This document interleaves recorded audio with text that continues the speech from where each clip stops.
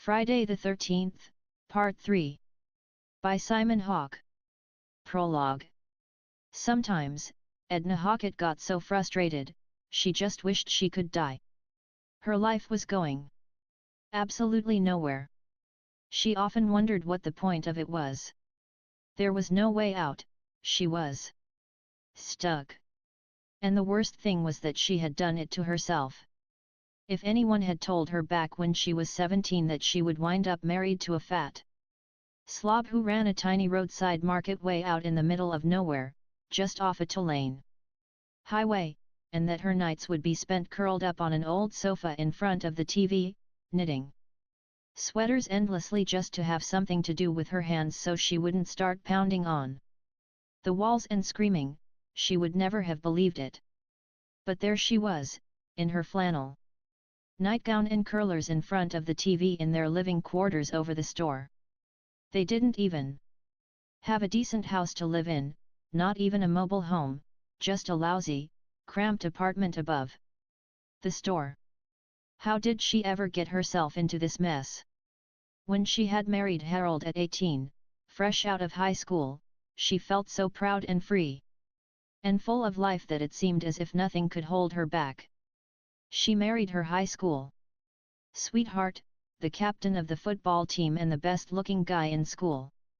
Harold had a football scholarship to college and she planned on getting a part-time job to help make ends meet. They had wonderful plans.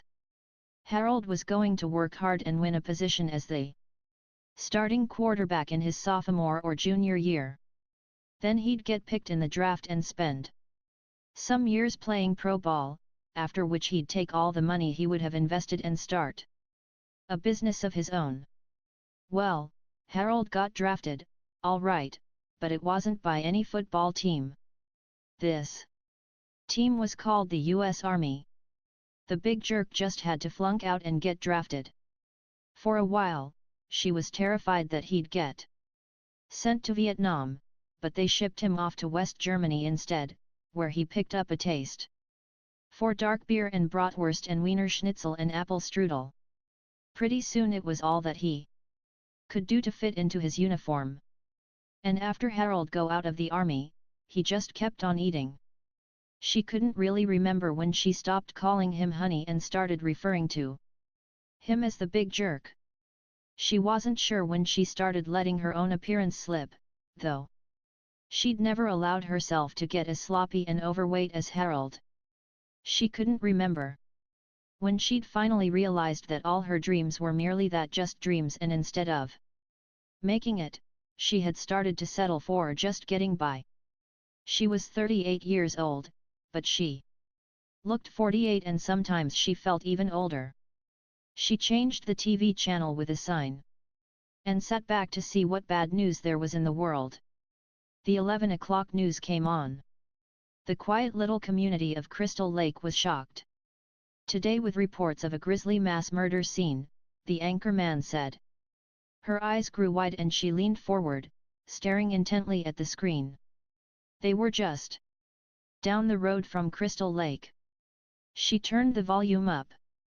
8 bodies have been discovered in what is already being called the most brutal and heinous crime in local history, the newscaster continued. A police spokesman told ION News that they have been combing the area since just before dawn and are afraid that their gruesome discovery is just the beginning. My God, she thought, it was almost like the last time, when that crazy Voorhees woman ran amok and killed those kids at that camp by the lake. Edna shuddered at the thought. Camp Blood was what all the newspapers had called it. And to think that Pamela Voorhees had actually been in their store every now and then. Who would have thought that a perfectly normal-looking woman like that, but these new murders couldn't have been done by her. She was dead. Edna remembered reading that she had been decapitated. She shuddered, imagining the gruesome sight of a body with its head cut off. There was a crash outside and Edna jerked, startled by the noise. She ran over to the window and looked out. Of course, she thought, who else? It was Harold. The light of my life, she thought wryly. Some light. Some life. He had stumbled into one of the poles holding up the clothesline and knocked it over. Now he was down there, flailing amid the hanging laundry, trying to get the pole propped back up. Looking at him now, at his clumsy, shambling gait, the awkward way he moved, his beer belly and fat cheeks and thinning hair, it was hard to believe that he had ever been a handsome young football hero. It all just goes to show you, Edna thought. She had married the top jock, the best-looking boy in school, and look what he had turned into. On the other hand, her cousin Jennifer had married the class nerd, and now he was a wealthy Hollywood screenwriter, and Jennifer lived in a big house in Malibu, wore designer clothes and drove a $50,000 sports car. Go figure. Edna thought. Who would have guessed? Life was a cruel joke. She pushed open the window and leaned out. God damn it, Harold, she screamed down at him as he looked up guiltily. I spent all day yesterday washing your clothes, and look what you're doing to em. You know I work very hard around here, trying to keep up with you and all your sloppy habits. And I get no help from you at all. She slammed the window back down furiously. Jerk, she mumbled, going back over to the TV. They were still on the mass murder story. The anchorman had just turned it over to the reporter in the field. Police Chief Scott Fitzsimmons had no comment about the murders when reached early this morning, the reporter was saying as he stood outside one of the cabins down by Crystal Lake. In the background, an ambulance and police squad cars with flashing lights were visible. Detectives at the scene, however, were baffled by the brutality of the killings, the reporter continued. Bodies were found literally strewn over the 4-square-mile campground in the remote lake region. Oh, my God, Edna murmured, biting her lower lip as she leaned forward slightly to adjust the antenna on the portable TV, improving the picture. She sat back again and resumed winding the yarn. The camera cut away to a shot of a pretty blonde girl being taken out of the cabin on a stretcher. The reporter provided a voice-over commentary as she was loaded into the ambulance. Ginny Field miraculously survived repeated attacks by the axe-wielding killer and was taken to the hospital today, the reporter said, off-screen.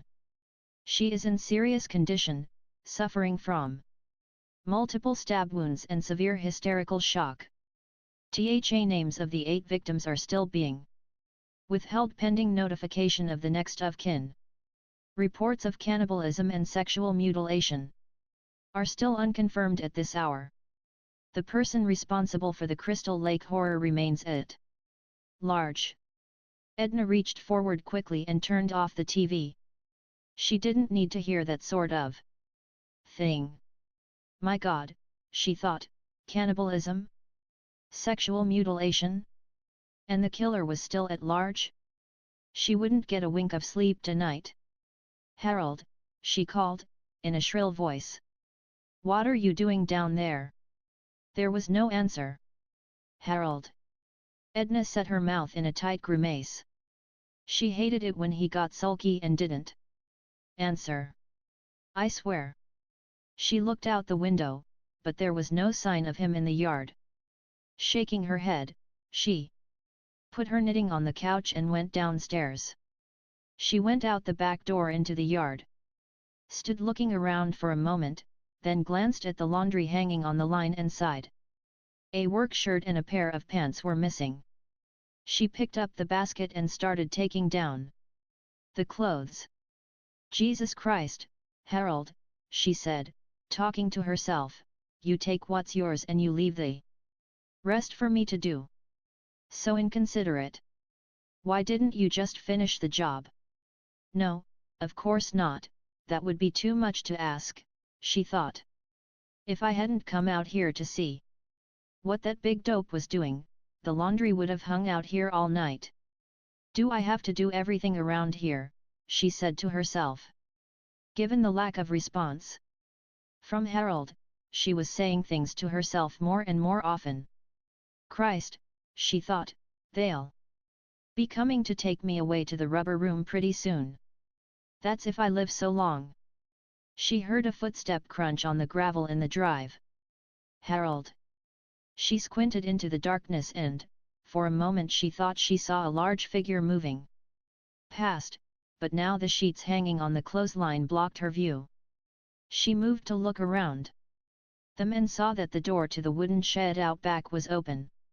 She put the basket back on the porch and went to see what the hell that jerk was doing out there in the middle of the night. Sometimes she simply couldn't figure him out at all. Most of the time, she thought, sourly. Meanwhile, Harold was bent over the fishbowl in the back room of the market. He opened up a little can of fish food and shook some flakes out into the bowl. "Okay, boys, soup's on," he said, shaking out far more flakes than necessary. In addition to overfeeding himself, Harold had a tendency to overfeed his pets. He had already fed the goldfish twice that day and now some instinct of self-preservation kept them from eating any more. "Matter, aren't you hungry?" he said, coaxing them. "It's good. Here, look, I'm eating it." He shook a few flakes out into the palm of his hand and licked them off. He smacked his lips, raised his eyebrows in appreciation, and shook some more flakes out into his palm. "Not all that bad, though, giving the fish another taste. Wonder what's in 'em?" He turned the can around to read the ingredients as he munched the flakes. "Mayfly eggs," he said, aghast. He immediately began spitting out the flakes. He heard a loud crunching sound and glanced up, wondering where it was coming from. Something was moving over in the produce section, by one of the vegetable bins. "Hey, hey, hey, hey," he shouted, dropping the fish food and running over to the produce section. He reached into the bin and pulled out a large white rabbit. "If Edna catches you in here, she's gonna make a fur coat out of ya," he said, cradling the rabbit in his arms protectively. It looked up at him, snuffling its nose. He sighed. "What the hell," he thought, "you can't blame the poor guy for being hungry." He grimaced wryly. Everyone was starving around here. If Edna had her way, he'd have the same diet as the rabbit, carrots and lettuce. What the hell kind of food was that for a man? The thought of food made him hungry, and on his way toward the back door, Harold stopped and grabbed a jar of peanuts off one of the shelves. He looked around furtively, then twisted the lid open, breaking the vacuum seal. He shook out a handful of peanuts and popped them into mouth, then carefully screwed the lid back onto the jar and replaced it on the shelf. Then he went over to the refrigerated section, took out a bottle of orange juice. After unscrewing the lid and washing down the peanuts with several swallows, he carefully replaced the lid and put the bottle back again. What the hell, he thought, nobody would notice. A man's gotta eat. A box of chocolate-covered donuts caught his attention. He stared at it for a moment, his mouth watering. If he opened it, it wasn't like unscrewing a lid and only taking out a small amount that nobody would notice. Some customer would be sure to notice that the box had opened and that there was a donut missing. On the other hand, they'd probably just figure that some kids had done it and they'd merely put the opened box back on the shelf and take a full one. It wasn't very likely that anyone would make a point of mentioning it to Edna. And if no one mentioned one missing donut, then they probably wouldn't mention two. No, thought Harold. They'd just put down the opened box and grab a full one and that would be the end of it. No one would complain and Edna would never know. What the hell, he thought.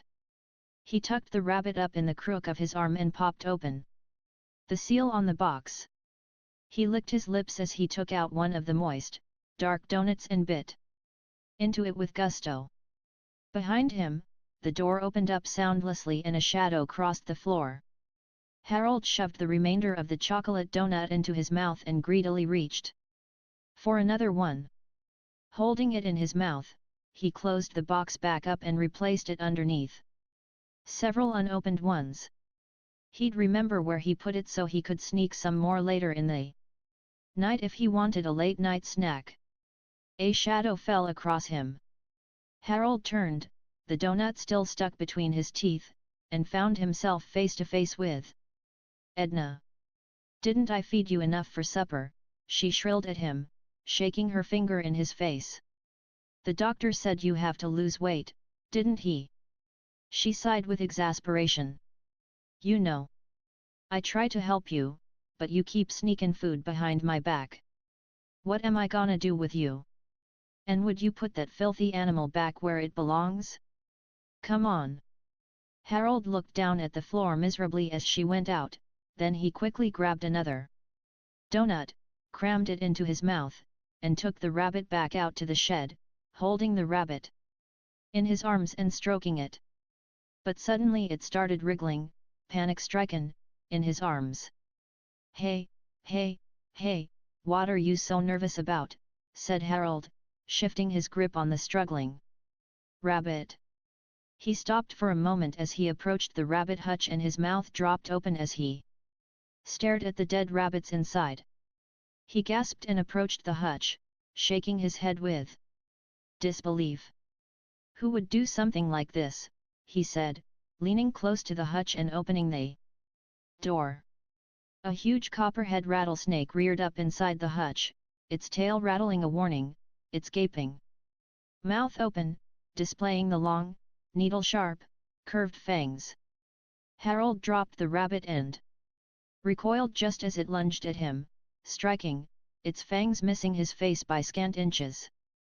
He ran panic-stricken out of the shed, holding on to his stomach with both hands. The sheer terror of his close call had loosened his bowels and he plunged through the back door, almost bowling Edna over as he made a beeline for the bathroom. "What's the matter?" Edna shouted after him. "What happened?" Harold mumbled something as he ran past her and bolted through the bathroom door, which he slammed behind him. "It's all that crap you've been stuffing yourself with," Edna shouted through the door. She shook her head in disgust and went back to the couch. She turned up the volume of the TV, then sat back down to her knitting. She scowled since one of the two long, steel knitting needles seemed to be missing. She looked all around on the couch and felt behind the cushions. "Now where's that other needle?" she said, looking for it without success. Harold sat on the toilet in the dilapidated bathroom, relieved that he had made it just in time. He never would have heard the end of it from Edna if he had gone in his pants. He had heard the expression being scared shitless before, but that was the first time he had ever experienced the literal truth of that saying. The only time he'd ever felt anything close to that kind of fear was when he was drafted and he didn't know if he would wind up going to Vietnam or not. Thank God we'd already started pulling out by that time, Harold thought, reaching for the bottle of whiskey he kept hidden behind the toilet. He had been so terrified of being sent over there that he had started losing sleep and eating compulsively just to take his mind off it. Everyone had always thought that he was such a gridiron hero, they used to call him Hawke. The Rocket because he scrambled in the backfield just like a pro, when the truth was that he scrambled so hard and so fast because he was absolutely terrified of being hit. The thought of being hurt completely unnerved him. And after all the horror stories he had heard about what went on in Vietnam, just the thought of being sent over there made his knees go weak. But he'd been lucky. Just like with that snake. Man, what a close call. He closed his eyes and sighed, then took another gulp of whiskey. He had several of the bottles stashed away in the apartment and the store, as well as in the shed. They were all carefully hidden where Edna wasn't liable to find them. Fortunately, she Wasn't much on cleaning lately, so most of the bottles went undiscovered. The place was a damn mess. He uncapped the bottle and put it to his lips, taking several healthy slugs. It burned deliciously as it went down. God, how he'd needed that. The doctor had warned him about cutting back on the booze. Well, what he'd actually said was, if you don't stop drinking, Harold, you'll kill yourself. But if having a rattlesnake almost bite your nose off wasn't enough excuse for a man to have a drink, he didn't know what was. Jesus, just being married to Edna was enough to drive a man to drink, he thought, knocking back another slug. She was always on his back about his eating. Well, he thought, what the hell was there to do around here except eat and drink a little on the sly? He hoisted the bottle once again. She was always complaining that he wasn't the man he used to be, that wasn't the guy she'd married. He grimaced at the thought. Well, she wasn't exactly the girl he'd married, either. He remembered what she looked like back in high school. God, he thought, she was enough to make your heart stop. Long blonde hair, incredible legs, and the way she had filled out her cheerleader's sweater.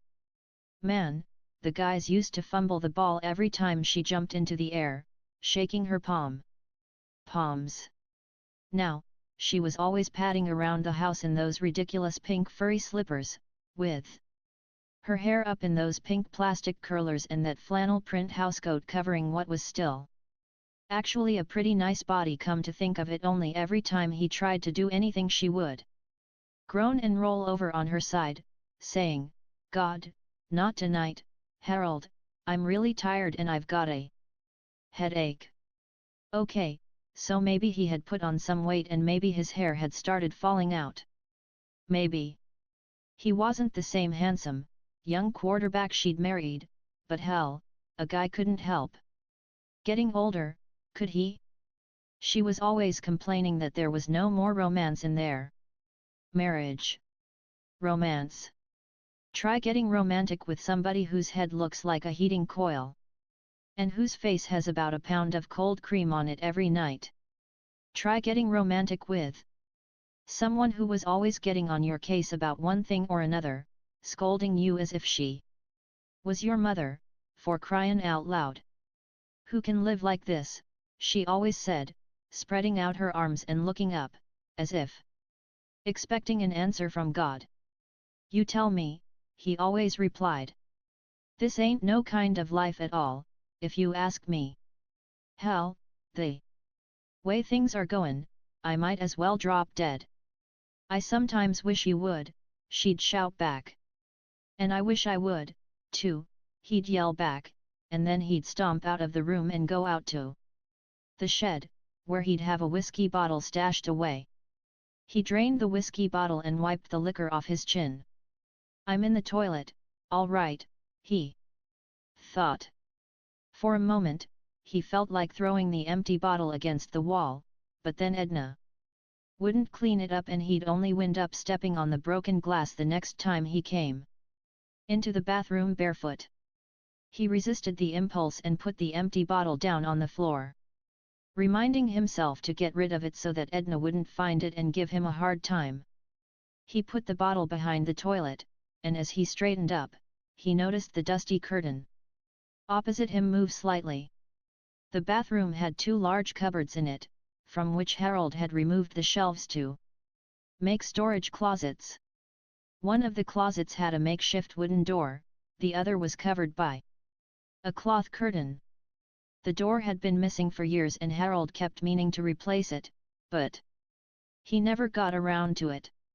Now he stared at the moving curtain, and it occurred to him that whoever had put the rattlesnake in with the rabbits might easily still be around. The closets were both deep enough for a prowler to hide in. Harold swallowed nervously and pulled up his pants. He slowly moved over to the curtain and reached out to draw it aside. He hesitated. What if there was someone hiding in there? What would he do? Hell, it's probably just my imagination, he told himself. That damn rattlesnake has got me spooked. He'd have to call someone tomorrow to get that damn snake out of the shed. Because he sure as hell wasn't going back inside there. On the other hand, maybe he'd send Edna in there. Just to convince himself that he was getting worked up over nothing, Harold summoned up his nerve and jerked the curtain aside. There was nothing behind it except a pile of dusty cardboard cartons. He breathed a sigh of relief. Then he glanced at the other closet.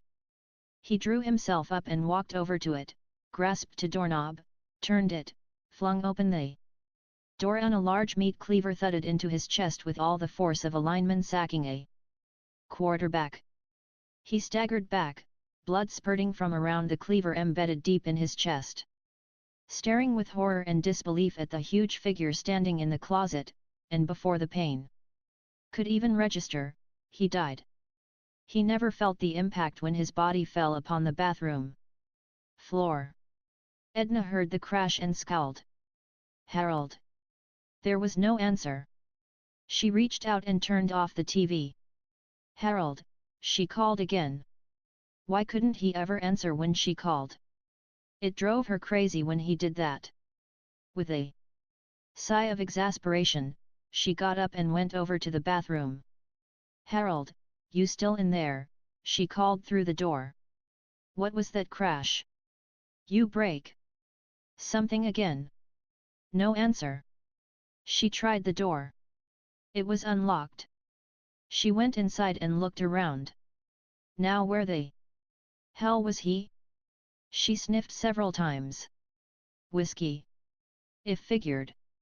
She knew he hid his whiskey bottles all over the house, but she didn't even bother looking for them anymore. She was thankful that he wasn't one of those angry, nasty drunks. Whenever Harold had too much to drink, he would simply pass out, and at least then she'd get a little peace and quiet.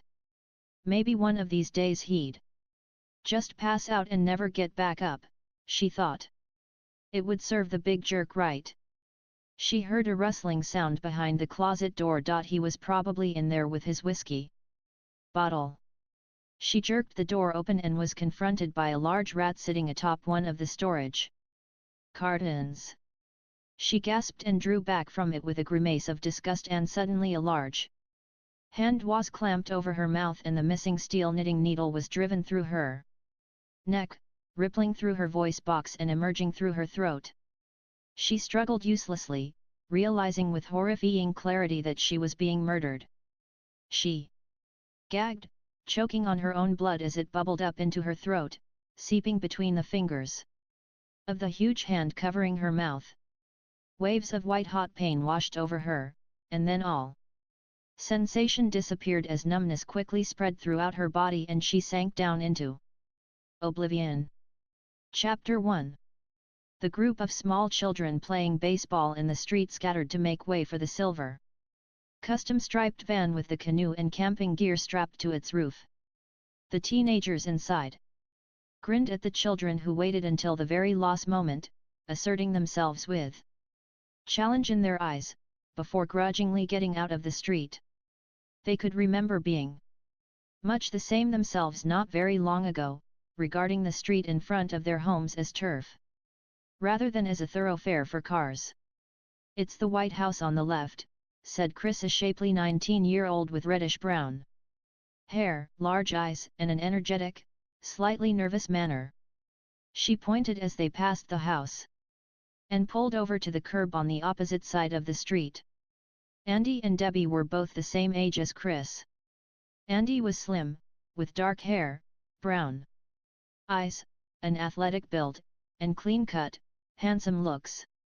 Debbie was slightly shorter than her boyfriend, with full, naturally wavy chestnut hair that fell down to her shoulders and a wide, sultry mouth.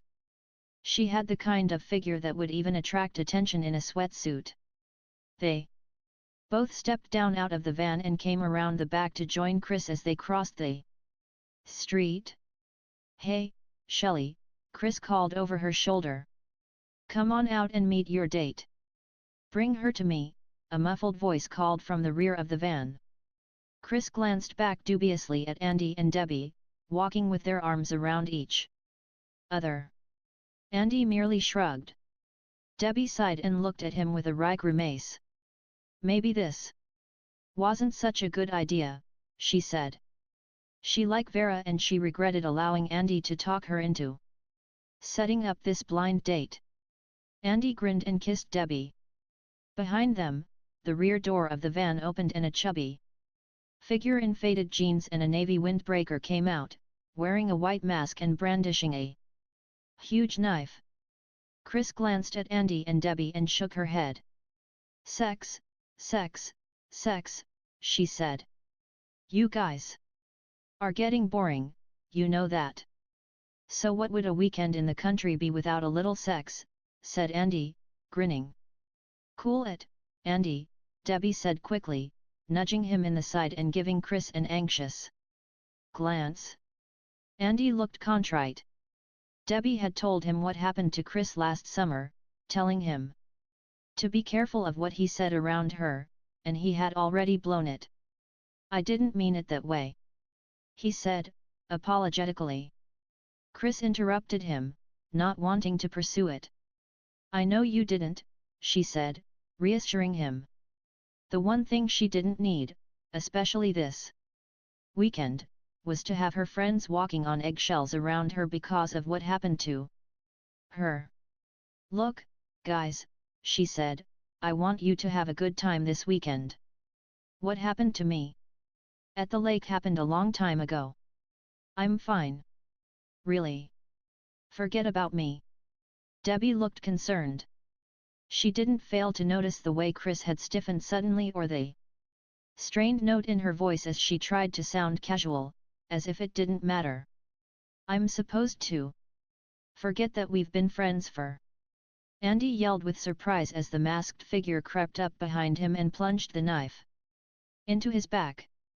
The rubber blade bent as it struck his shoulder and Andy spun around angrily, grabbing the toy knife away and giving his assailant a hard shove. Damn it, Shelley, he snapped. Why do you always have to be such an asshole? I beg your pardon, Shelley said stiffly from behind the mask, his tone arch and stagey, like a second-rate thespian's. I'm not as asshole. I'm an actor. He broke the word up into two distinct syllables, so that it came out actor. Same thing, Andy said with disgust, angry with him for acting like a fool. Debbie and Chris walked away, shaking their heads. Look, Shelley, Andy said, his tone softening, speaking to Shelley as if he were an awkward little brother, you're my roommate and I like you most of the time. But you gotta quit doing these things. Now, I set up this date for you, didn't I? Shelley remained silent, like a sullen child who was being scolded for misbehaving. Didn't I? Andy persisted, leaning closer to him. Yet, Shelley said, morosely. So don't embarrass me, said Andy. Just relax, be yourself.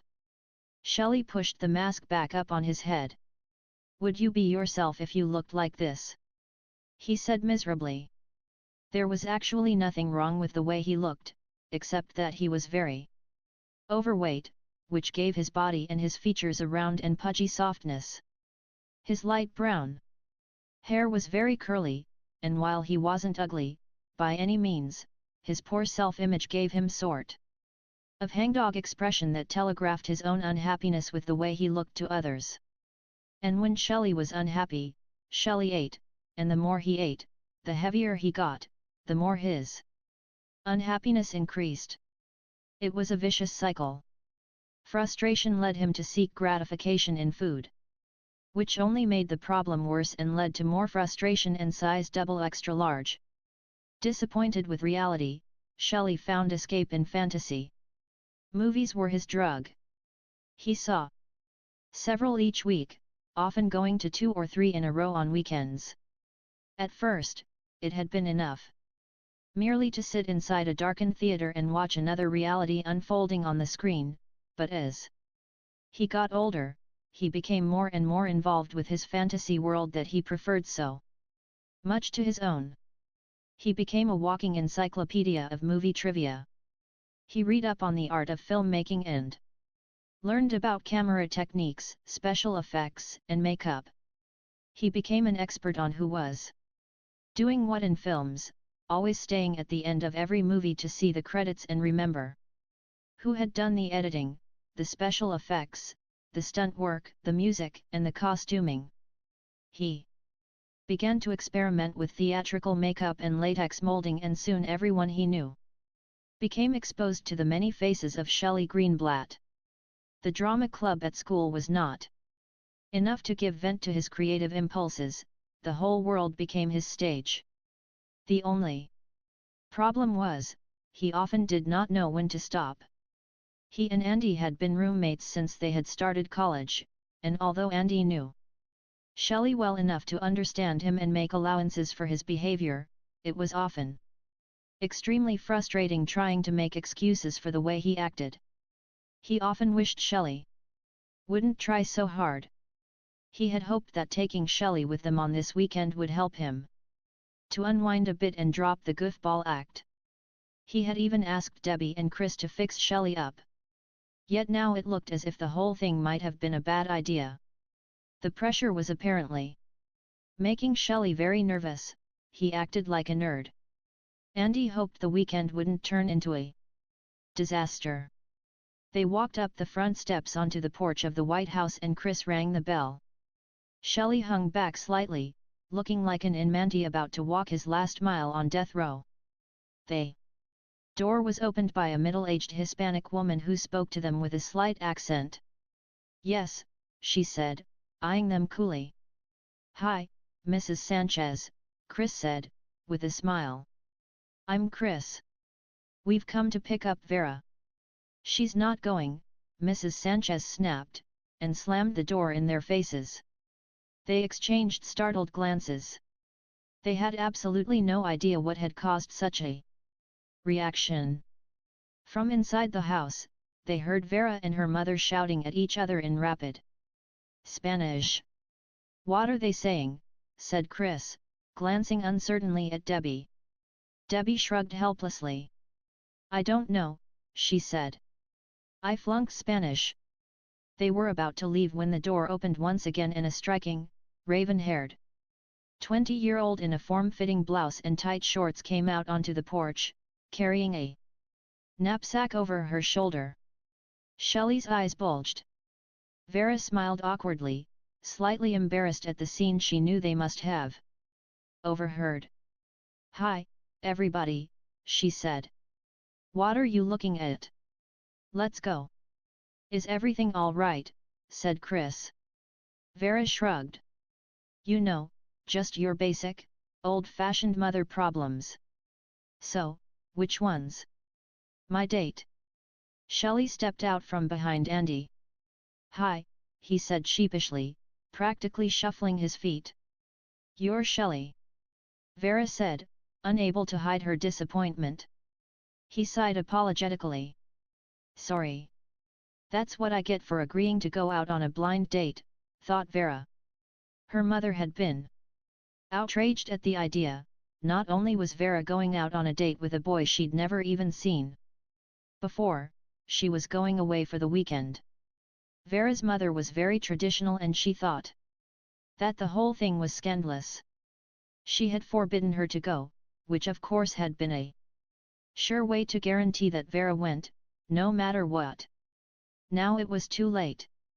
If she backed out now, her mother would never let her hear the end of it.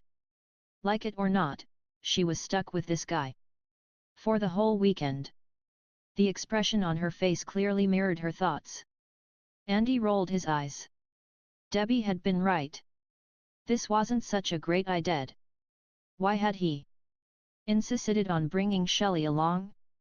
The weekend was going to be death. "Hey!" Debbie shouted, pointing. "The van's on fire." Smoke was billowing out of the windows in the van. They ran across the street and threw open the door, but instead of a fire, they were confronted with the sight of Chuck and Chili, sitting cross-legged on the floor in the back of the van with imbecile grins on their faces, puffing away on plastic bongs that were so huge they looked like oboes.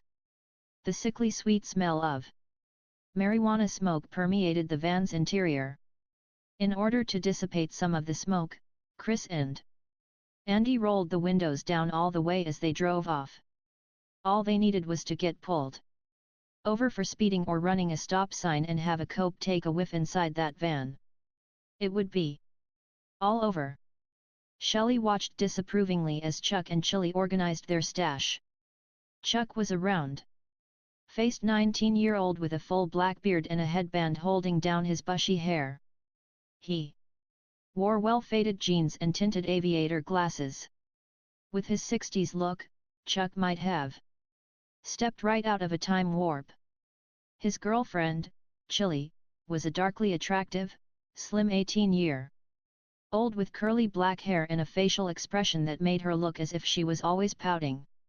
Chili was actually her real name. She had a twin sister named Pepper. The girls were born in a commune in Santa Fe and their parents were a little loaded at the time. "Is that all you're going to do this weekend?" said Shelley disapprovingly, watching them sort their plastic sandwich bags filled with grass. "Smoke dope." "Why not?" said Chuck wryly. "There's no law against it." He seemed to find his comment extremely funny. But then, dopers were liable to laugh at anything, thought Shelley. He shook his head. "There's better things to do with your life," he said. "Like what?" said Chuck. "I can't think of anything," said Chili. Shelley decided to forget about it. It wasn't his business to tell other people how to live their lives, but he wished that people that insisted on their right to ruin their health would respect other people's right as well. He wasn't crazy about having to sit there and breathe in their smoke. It was as bad as actually smoking. "Hey, Chrissy," Andy said, "how much farther to the lake?" "We could have been there already if some people didn't have to go to the bathroom every 5 minutes, Chris said wearily, glancing pointedly at Debbie. "That's what happens when you're pregnant," Debbie said defensively. She had only known about it for a month or so and she hadn't started to show yet. She also hadn't told her parents. They didn't even know that she and Andy were sleeping with each other, much less planning to get married. They figured she was still going out on casual dates. Chili offered a joint to Vera, who was sitting between Chuck and Shelley in the rear of the van. "Sure, why not?" said Vera, taking it. Shelley couldn't take his eyes off her. Those shorts were so tight, they looked as if she had been poured into them and she was sitting with her legs spread and her blouse was unbuttoned. Enough that if she leaned back, he could see. When Vera turned and caught him staring down her blouse, Shelley quickly looked away. "Now, she probably really thinks I'm a jerk," he thought, angry with himself. He could never seem to do anything right. Hell, he thought, can you blame a guy for staring when a girl's dressed like that? How can you not stare at anybody who's so incredibly gorgeous? And she was supposed to be his date, too. A blind date, but still, he'd never had a date with anyone who looked like her. And he probably never would again, he thought miserably. "Hey, let's share the wealth with those less fortunate up front," "Hey," said Andy. Vera passed the joint and sat back down beside Shelley. Her gaze fell on the small black case where he kept his props and makeup. She looked up at him with curiosity. "What ve you got in there?" she said. "My whole world," he said mysteriously. "In that little thing," said Vera, amused. "Stick around," said Shelley. "You'll see." Vera shrugged and turned to look out the back window. She saw flashing red lights in the distance. They were coming up fast, and a second later she heard the sirens. "It's the cops," she said. What? Said Debbie. Chris glanced into her side view mirror. Oh no, she cried. Oh, my God, said Chili. What are you gonna do? Moaned Shelley, anxiously looking out the back window as the two police cars came up fast. Destroy the evidence, said Vera, grabbing for the plastic bags. Chuck snatched her. No way, man. Let go, Chuck, Chili said. Come on. It took a moment for it to sink in. Then he suddenly realized what would happen if they were pulled over with all that dope in their possession. We gotta get rid of it, he cried, panicking as the sirens rapidly approached. Andy grabbed a bag. Eat it, he said, stuffing some into his mouth. They started stuffing the loose joints and the grass into their mouths, swallowing as quickly as they could. When Chuck realized that they were never going to get it all down in time, he tossed a bag to Vera, who started stuffing the grass into her mouth and swallowing as fast as she could. The cops are going to get us, Shelley wailed. We're going to jail. Andy held a bag out to Chris. She shook her head. I'm driving. He turned to Debbie and held the bag out to her. No way, she said emphatically. We're pregnant, remember? The police cars were almost on top of them. Chris kept glancing nervously into the side view mirror. Faster, faster. Chili said, chewing furiously and swallowing as quickly as she could. You better step on it. Chris sped up, but the police cruisers kept on gaining. Their cheeks were all stuffed to capacity. Faster. East faster. Shelley cried. Come on, help us.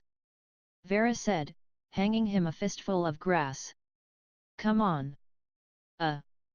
I guess I'm just not hungry, Shelley said, grimacing with disgust and pulling back from her.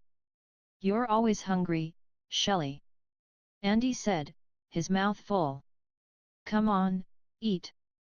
Come on, hurry up, said Vera. I'm allergic to pot. Shelley shouted, furious that he was going to get busted because of them. They're too close, said Chris. I gotta pull over. They all started cramming dope into their mouths as the van pulled over onto the shoulder and stopped. The two police cruisers shot right them without even slowing down. For a second, they all stared out through the windshield with disbelief, and then they sighed with relief. A few seconds later, it occurred to them that they had eaten almost all of their stash. Oh, man, moaned Chuck. Oh shit, said Chili, trying to scrape together the grass they'd dropped onto the floor of the van. Chris wondered where the police cars could possibly have been going that they had ignored her like that. She had been driving well over the speed limit, trying to buy the others some time to get rid of the dope. A few miles down the road, she had her answer. To the left, there was a turnoff sloping downhill to a small roadside grocery store at the foot of the highway embankment.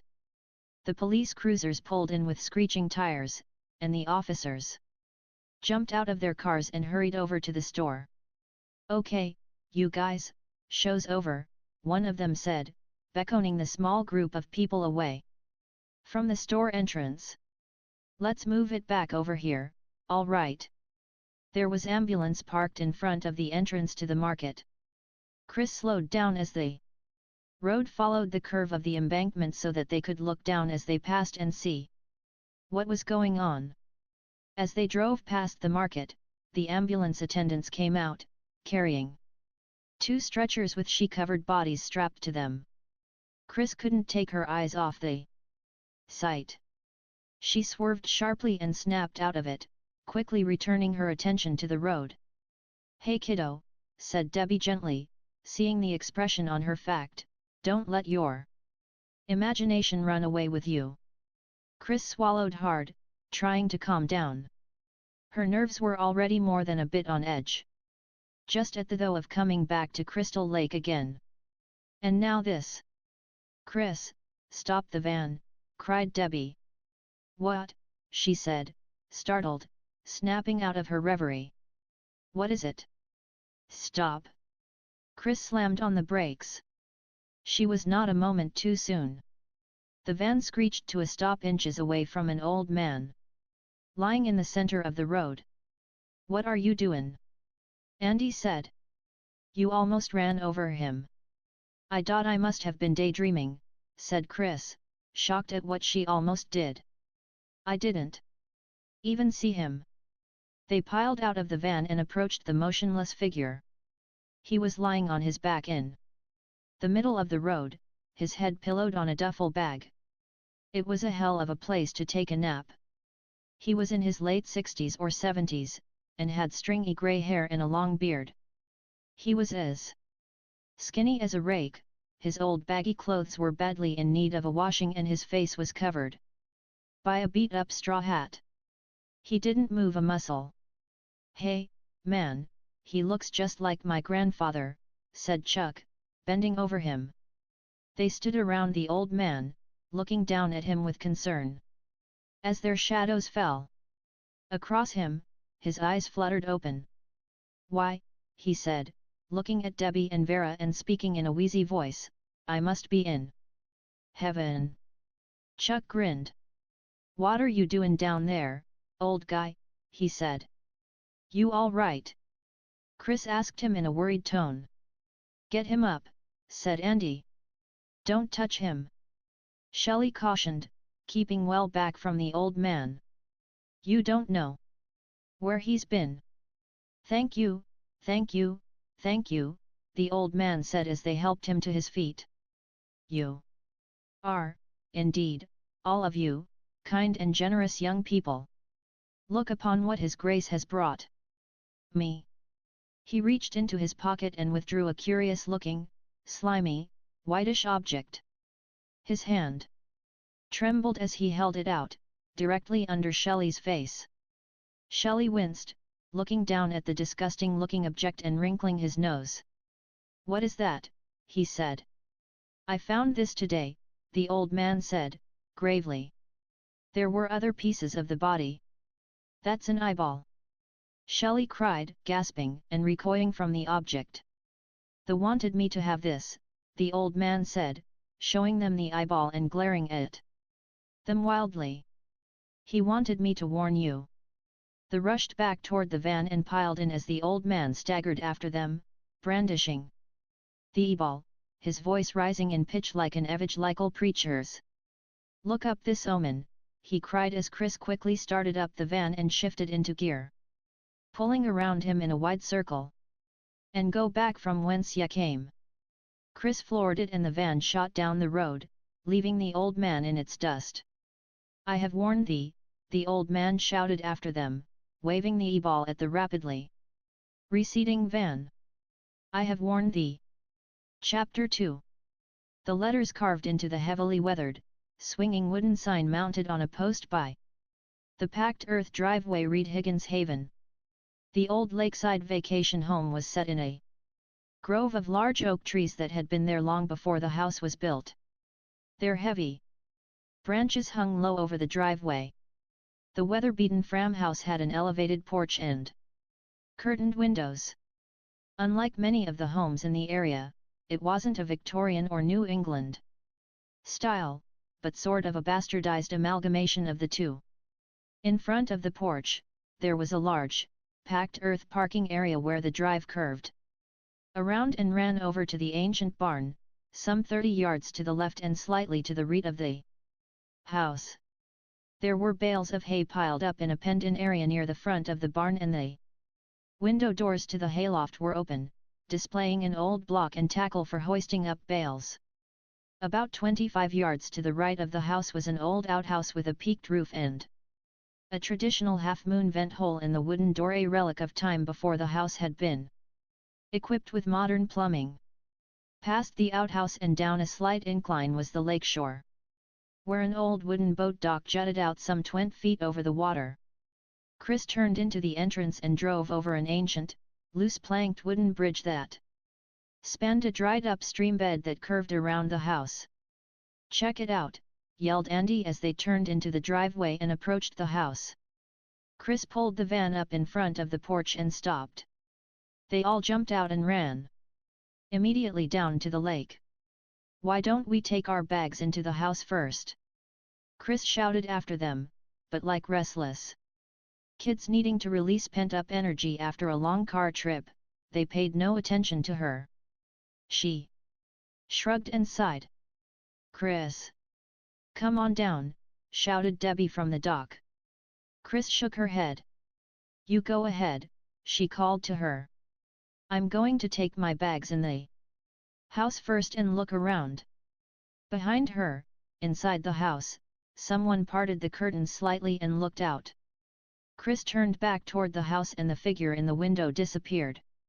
For a moment, she stood still, simply staring at the old place.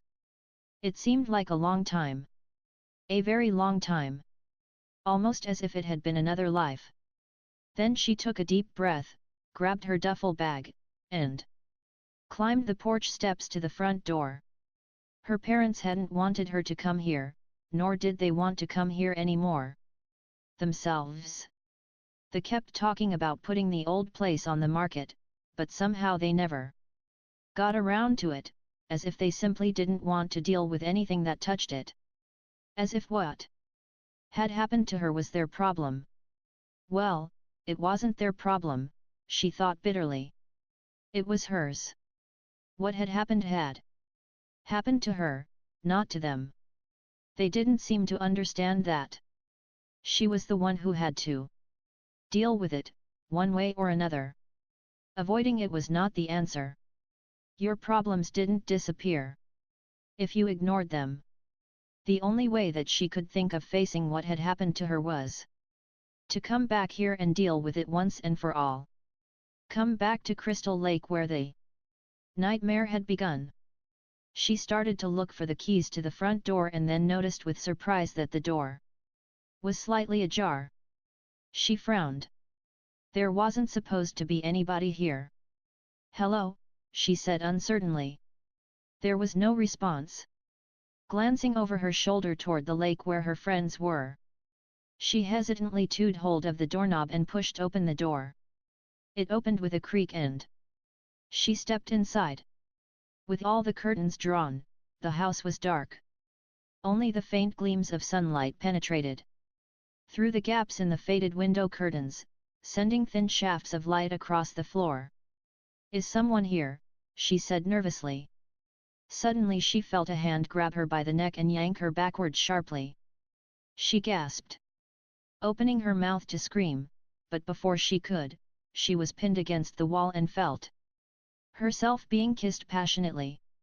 Opening her eyes wide, she broke the kiss, pulling back, and gave her attacker a hard shove. "Rick," she said, enormously relieved and yet at the same time really angry at being scared.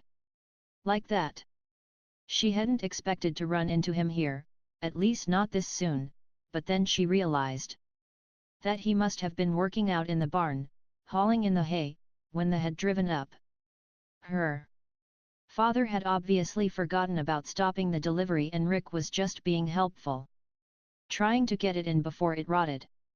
He probably didn't know that her family wasn't coming this summer, that they were probably never coming back again. She had never told him about what happened, and as a result, there was no way he could have known what coming back here again meant to her.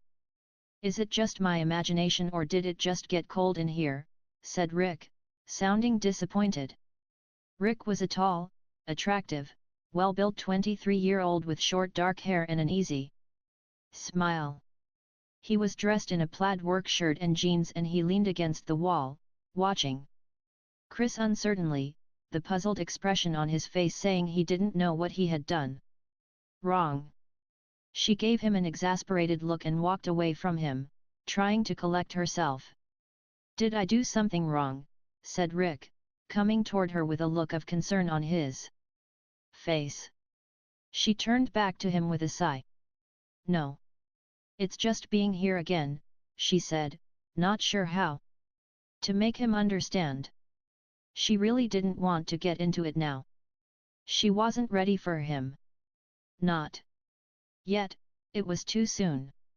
I know it's only been a year, she said, but I feel like I've been away forever. Her gaze went around the room. It doesn't look like anything's changed, thought, she said, sighing wistfully. Even the paintings are still crooked. She went over to the wall and straightened one of the inexpensive landscape paintings.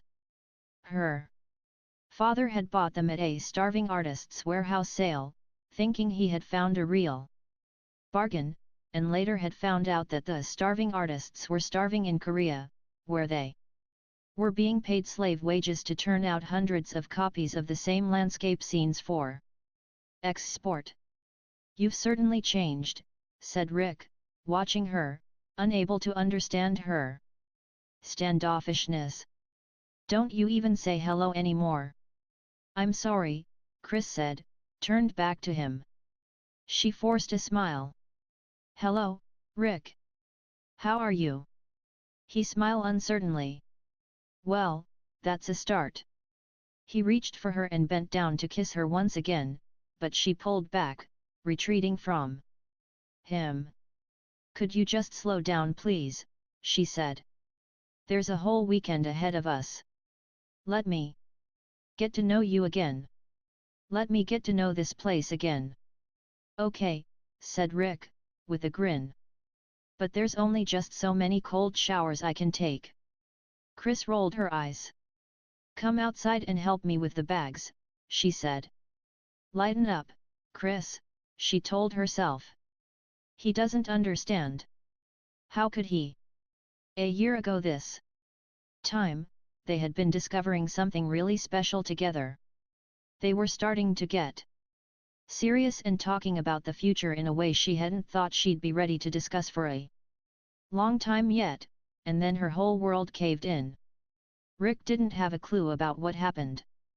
At her family's request, it had been kept out of the papers and she had never told him, never bothered to explain, because she couldn't. She simply couldn't.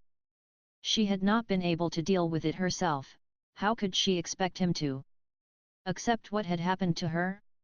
She was afraid to tell him. So far as he knew, she and her family had simply gone back home. He wrote her letters, asking what happened, and she wrote back, pretending that something had come up at the last minute, something to do with her father's business on they had to leave at once. There had been no chance to say goodbye. They had kept in touch, but Rick was not much of a letter writer, and on the occasions when he called, she was either noncommittal or she pretended that she wasn't home. He wasn't stupid. He knew something was wrong, but he did not know what it was, and he was trying to pick up where they had left off to recapture what they had last summer. She really wished they could, but no longer knew if it was possible. Still, it's not his fault, she told herself as they went outside. And she really was happy to see him. Maybe it would be easier with him around. Loosening up a little, she jumped laughing onto his back and threw her arms around him as she preckied her down the porch stairs. Oof, he grunted, exaggerating the strain as he carried her piggyback. You know, Chris, I think you've gained some weight since last summer. I have not, she said, punching him playfully. You creep. Put me down. He dropped her at the van. Here, he said, reaching up to untie the ropes holding down their gear in the canoe, get the ones inside and I'll get the ones on top. She went over to the side door of the van. It was partway open. She paused, looking at it uncertainly. Wasn't this door closed just a few minutes ago, she said to herself. What did you say, said Rick as he grabbed the bags off the top of the van and started to carry them back up to the house. Chris shook her head. Nothing. She looked around, took a deep breath, and exhaled heavily. Chris, she said, admonishing herself. She had only just arrived and already she was getting paranoid. This wasn't a good sign. First, she gave Rick a hard time about greeting her with a kiss and almost giving her a heart attack, as if it were his fault about what happened, and now this. She was feeling jumpy about an open door, as if someone had crept into the van when nobody was looking and was waiting to leap out at her. She had to get things back under control. She couldn't go through lift overreacting to every little thing. She reached into the van for a bag and jumped back with a small cry as a hand closed around her wrist. "That's my Shelley," she said, not so much angry with him for startling her as angry with herself for being so jumpy. "What are you doing in there? Why aren't you down at the lake with everybody else?" "Oh, they said they were going skinny dipping," he said with a self-deprecating grimace, "and I'm not skinny enough." He couldn't even bring himself to take his shirt off in public.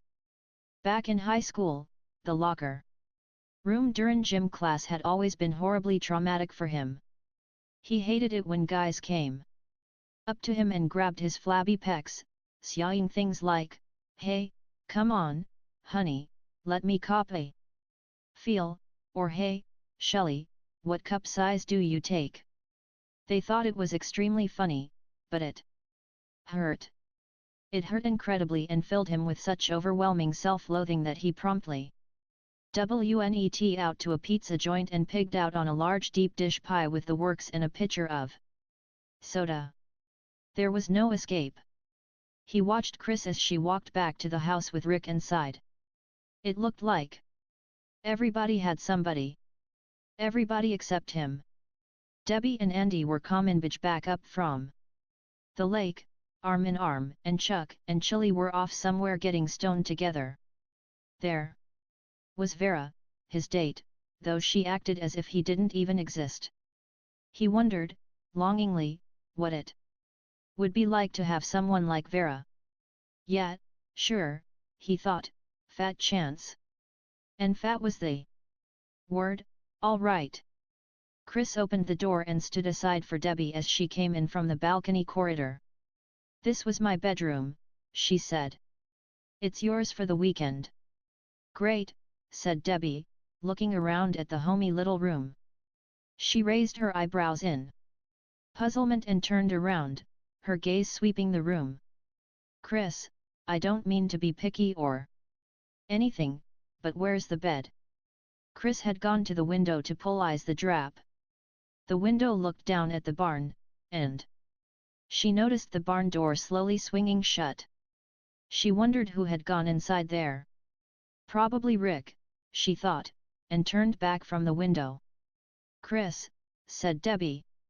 "Oh, it's right here," Chris said, turning around and opening a small, swinging partition to reveal a net hammock slung up on a hook. "What's this?" said Debbie, looking at her to see if she was joking. "It's your bed," said Chris, with a straight face. "A hammock? You might like it," Chris said with a grin, imaging her and Andy in it together as she went out the door.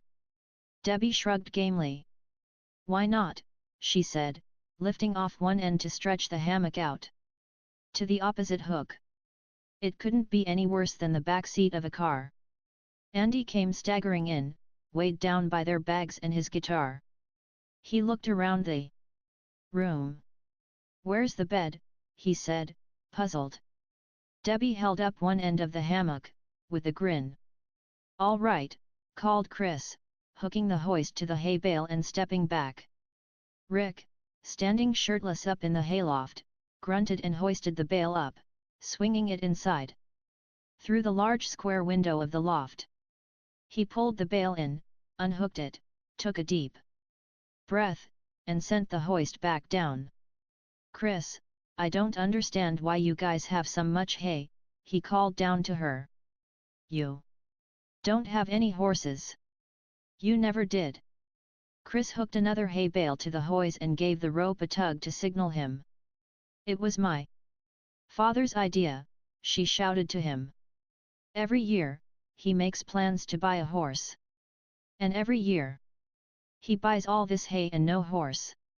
You figure it out.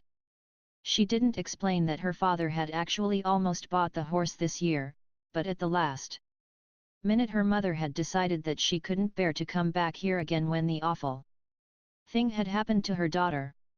And her father had never gotten around to buying the horse, or cancelling the hay order or any of a dozen other things that he had meant to take care of. Everything was just sort of hanging in limbo. Waiting.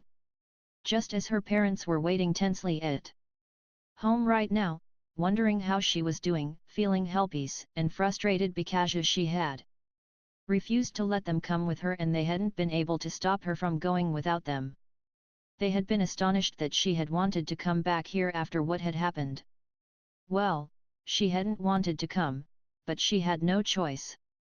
And having her friends with her for the weekend, knowing she could depend on them for support, was incredibly important. Somehow, she had to come to terms with what had happened here and learn to live with it. She couldn't very well expect her parents to do it until she could. You realize, of course, Rick called down to her from the loft, suddenly breaking in on her thoughts. I gave up an opportunity to spend the weekend with Mary Jo Conrad for this. He gave a heave on the rope. You mean you actually gave up a chance to be with the Mary Jo Conrad for little ole me? Chris called up to him, playing along. That's right, he said, pulling up the next bale and swinging it inside the loft. Boy, are you dumb, said Chris. Okay, Chris, Rick said, sending down the hoist again. I realize I'm just a country boy and my feelings don't really matter, but this is the sweat of a worker, not a lover. He gave a sharp pull on the rope and grunted. This was a heavy one. Now, I believe there's a time and place for everything, he called down to her, straining as he pulled the rope. And now's the time and now's the place, if you know what I mean. This hay bale seemed unusually heavy. He gritted his teeth and pulled hard, feeling the muscles bunching in his arms and shoulders. He wasn't that out of shape, was he? So what I think we should do is, he grunted, set aside 3 hours a day to fulfill our needs. 1 hour in the morning, he gave another heave, and 2 at night. If you agree. What the hell, he thought, straining on the rope, this hay bale seemed to weigh a ton. Chris suddenly rose up level with him. Were you talking to me? She said, standing with he foot in the hoist, hanging on to the rope and giggling. With a wry smile, Rick let go of the rope and with a yelp, Chris plummeted to the ground as the rope ran out through the block. As she hit, landing in a pile of hay and rolling, a frenzied scream came from the direction of the house. She got up quickly and ran back toward the house. Rick climbed down from the loft and followed close behind her. She ran up the porch steps and burst through the front door, looking all around her. There was no sign of anyone. Is anyone here? She called out loudly, badly frightened by the scream. Rick came bursting in behind her, buttoning up his shirt. What's going on?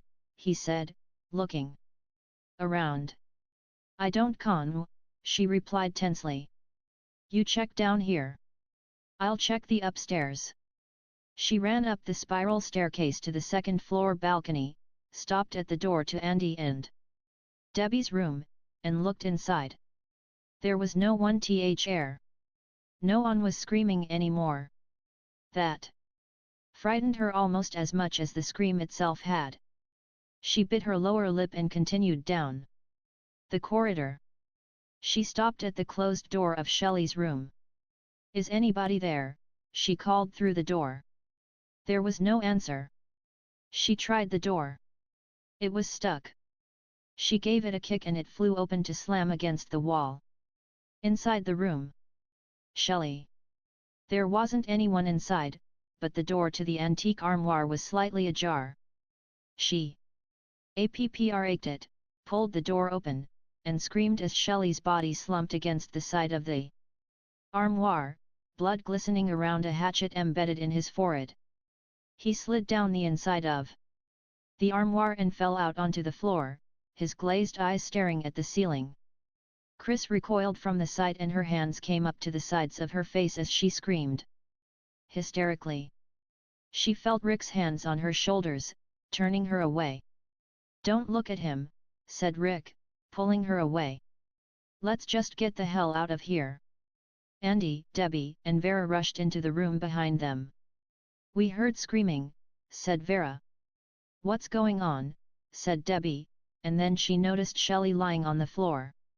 "Oh! My God!" Andy alone seemed unaffected. He made a face and bent down over Shelley, reaching toward him. "Don't move him," Rick cautioned. "Don't touch him," Debbie said. Andy placed his hands on Shelley's stomach and started tickling him. Suddenly the corpse started giggling uncontrollably.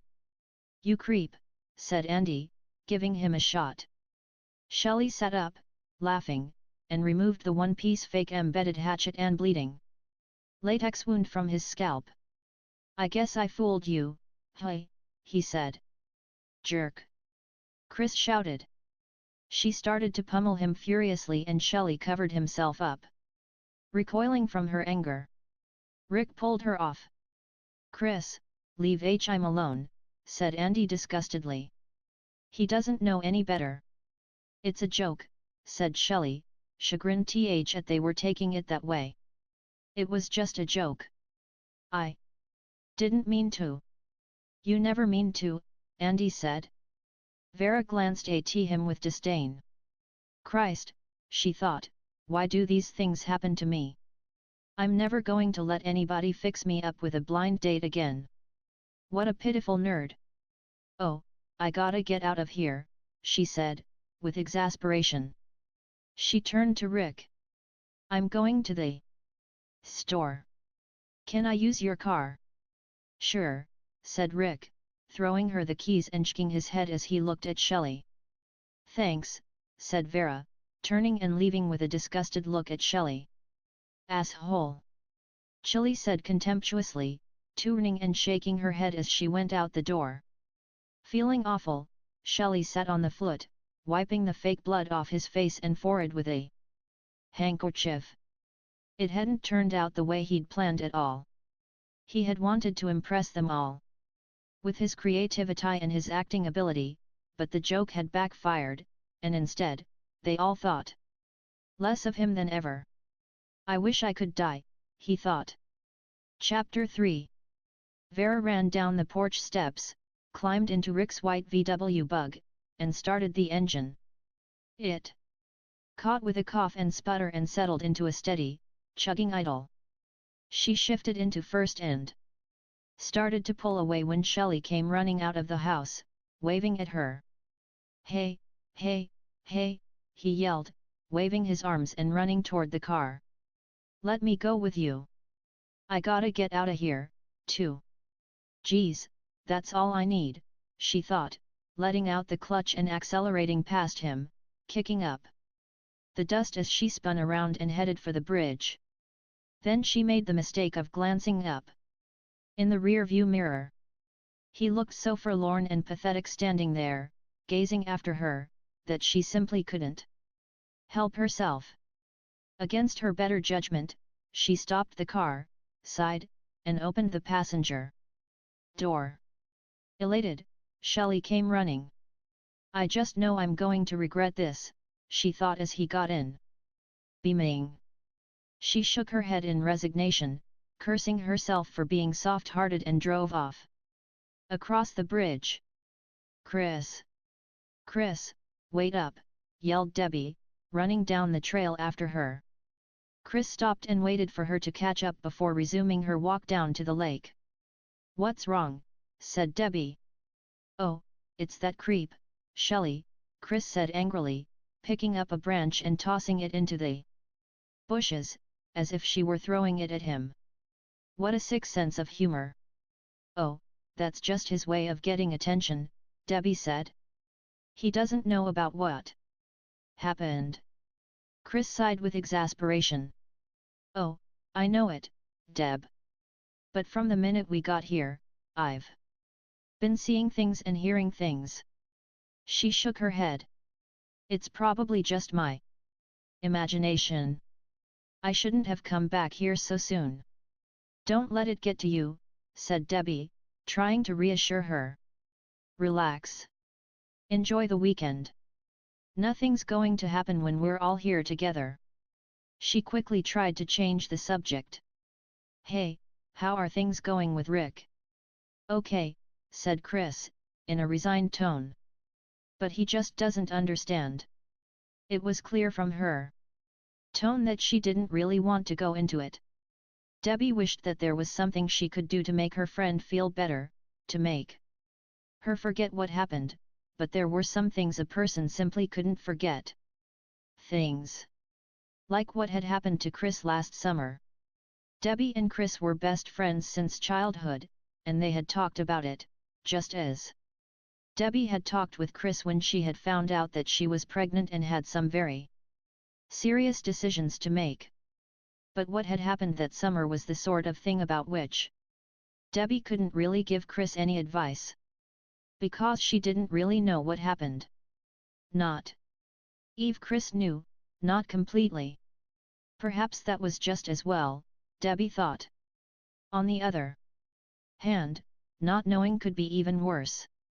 There was a dark secret buried deep in Chris's mind and there was no way of telling if she would ever be able to unearth it. Not even analysis had helped.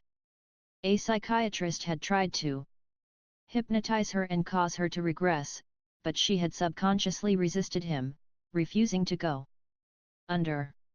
Chris wanted to remember, because not knowing frightened her. Debbie thought maybe there were some things that people were better off not knowing. Chris only remembered part of what had happened to her last summer and that had been frightening enough.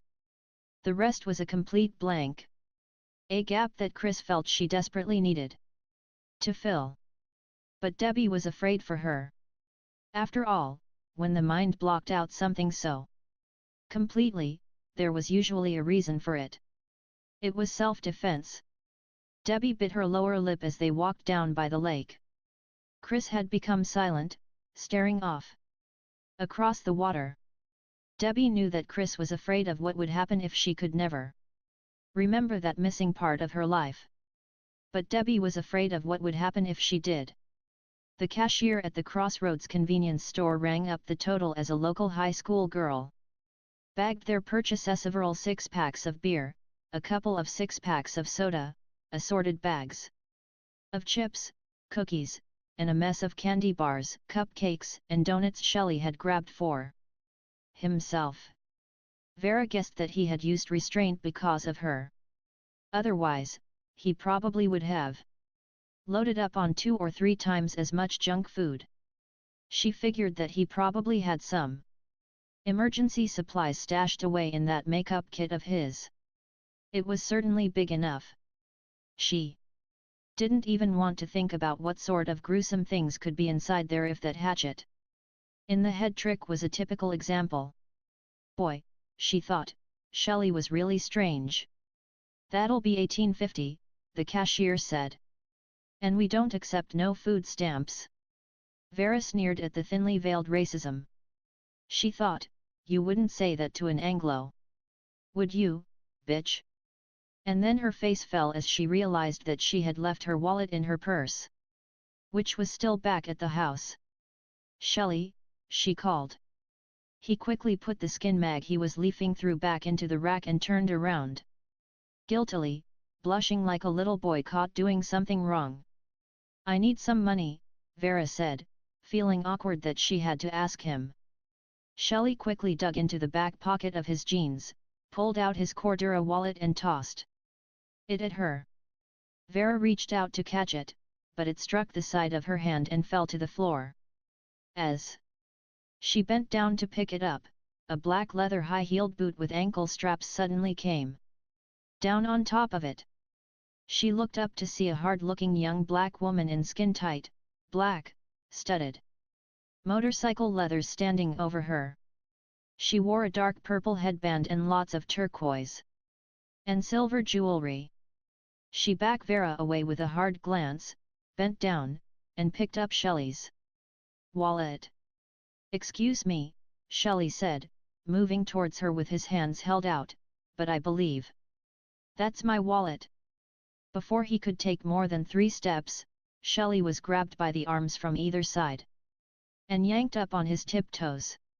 He gulped and smiled nervously at the 2 bikers who held him.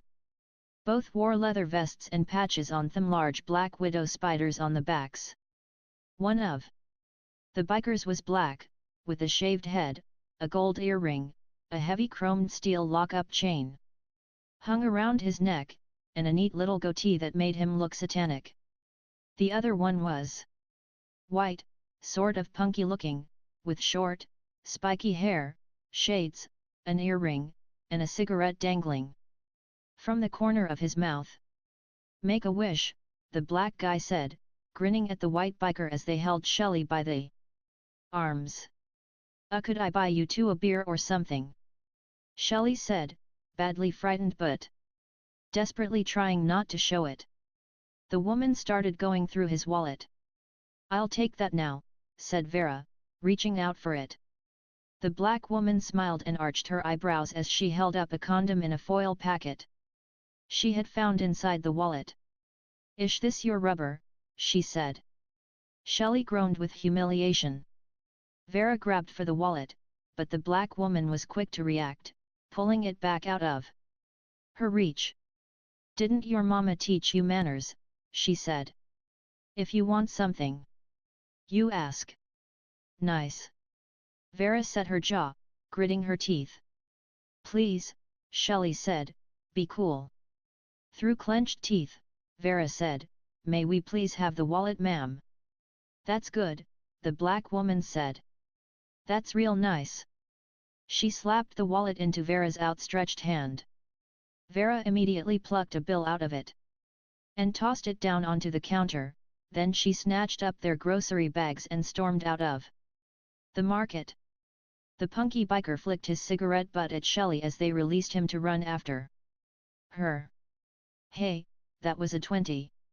Shelley said as he caught up to her outside the parking lot. She hadn't even bothered with the change. Then he quickly added, "Are they following us?" Vera glanced back over her shoulder. "No," she snapped furiously. "Good," Shelley said, with enormous relief. His heart had been racing back there. Vera shoved the groceries into the back seat of the VW and tossed the keys to Shelley. "Here, you drive. The way I feel right now, I'd probably get us into an accident." She got in and slammed the door. Shelley quickly jumped into the driver's seat and inserted the keys into the ignition. "Next time, I'll know how to handle a situation like that," he said, with false bravado, as he started up the car.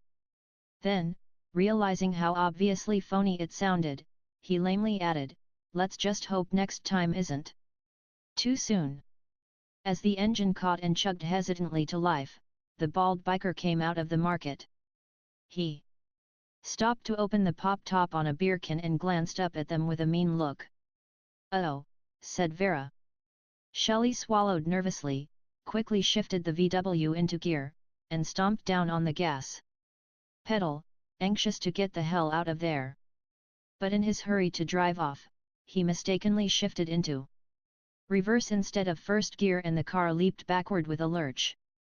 There was the awful sound of crashing metal as the VW backed into the 2 chopped motorcycles, knocking them both over and sending them crashing to the ground. "Oh, shit!" Shelley exclaimed with horror as he realized what he had done. "Oh, shit is right," said Vera. "Let's get out of here." The black biker threw his beer can to the ground in a fury and raced toward them, whipping the heavy steel chain off from around his neck. Panic-stricken, Shelley slammed the gearshift lever into first and stepped on the accelerator. The car lurched forward, but the biker stood his ground, positioning himself directly in their path. "Hold on," yelled Shelley. "The guy's crazy," Shelley thought as he realized that the bike wasn't going to move. He hit the Brakes. The car stopped inches away from the motionless biker. He leaned in close to their windshield, giving them an evil grin. And then he snarled and smashed the chain right through their windshield. Shelley and Vera ducked, throwing their arms up to protect themselves from the flying glass. The biker wound the chain around his fist and came around the side. He hauled off and smashed the driver's side window, shattering the glass. As he pulled his fist back for another blow, this one aimed right at Shelley's face. Shelley quickly let out the cloth and the car pulled quickly away. The biker ran over to his fallen motorcycle and bent down to pick it up, intent on giving chase. Suddenly, Shelley made a screeching U-turn. "What are you doing?" Vera said, incredulous that he had stopped and turned around when their escape was clear. "He went too far this time," said Shelley, closing his hands around the wheel with a grim determination. He sat hunched over, an intense expression on his face, his lips pressed tightly together, his forehead creased, his eyebrows knitted, and as the biker started to pick up his cycle, Shelley let out the clucked and floored it. The biker couldn't believe his eyes when he saw the VW bearing down upon him. He barely managed to leap out of the way in time before Shelley ran right over his bike, purposely finishing the job he'd accidentally started.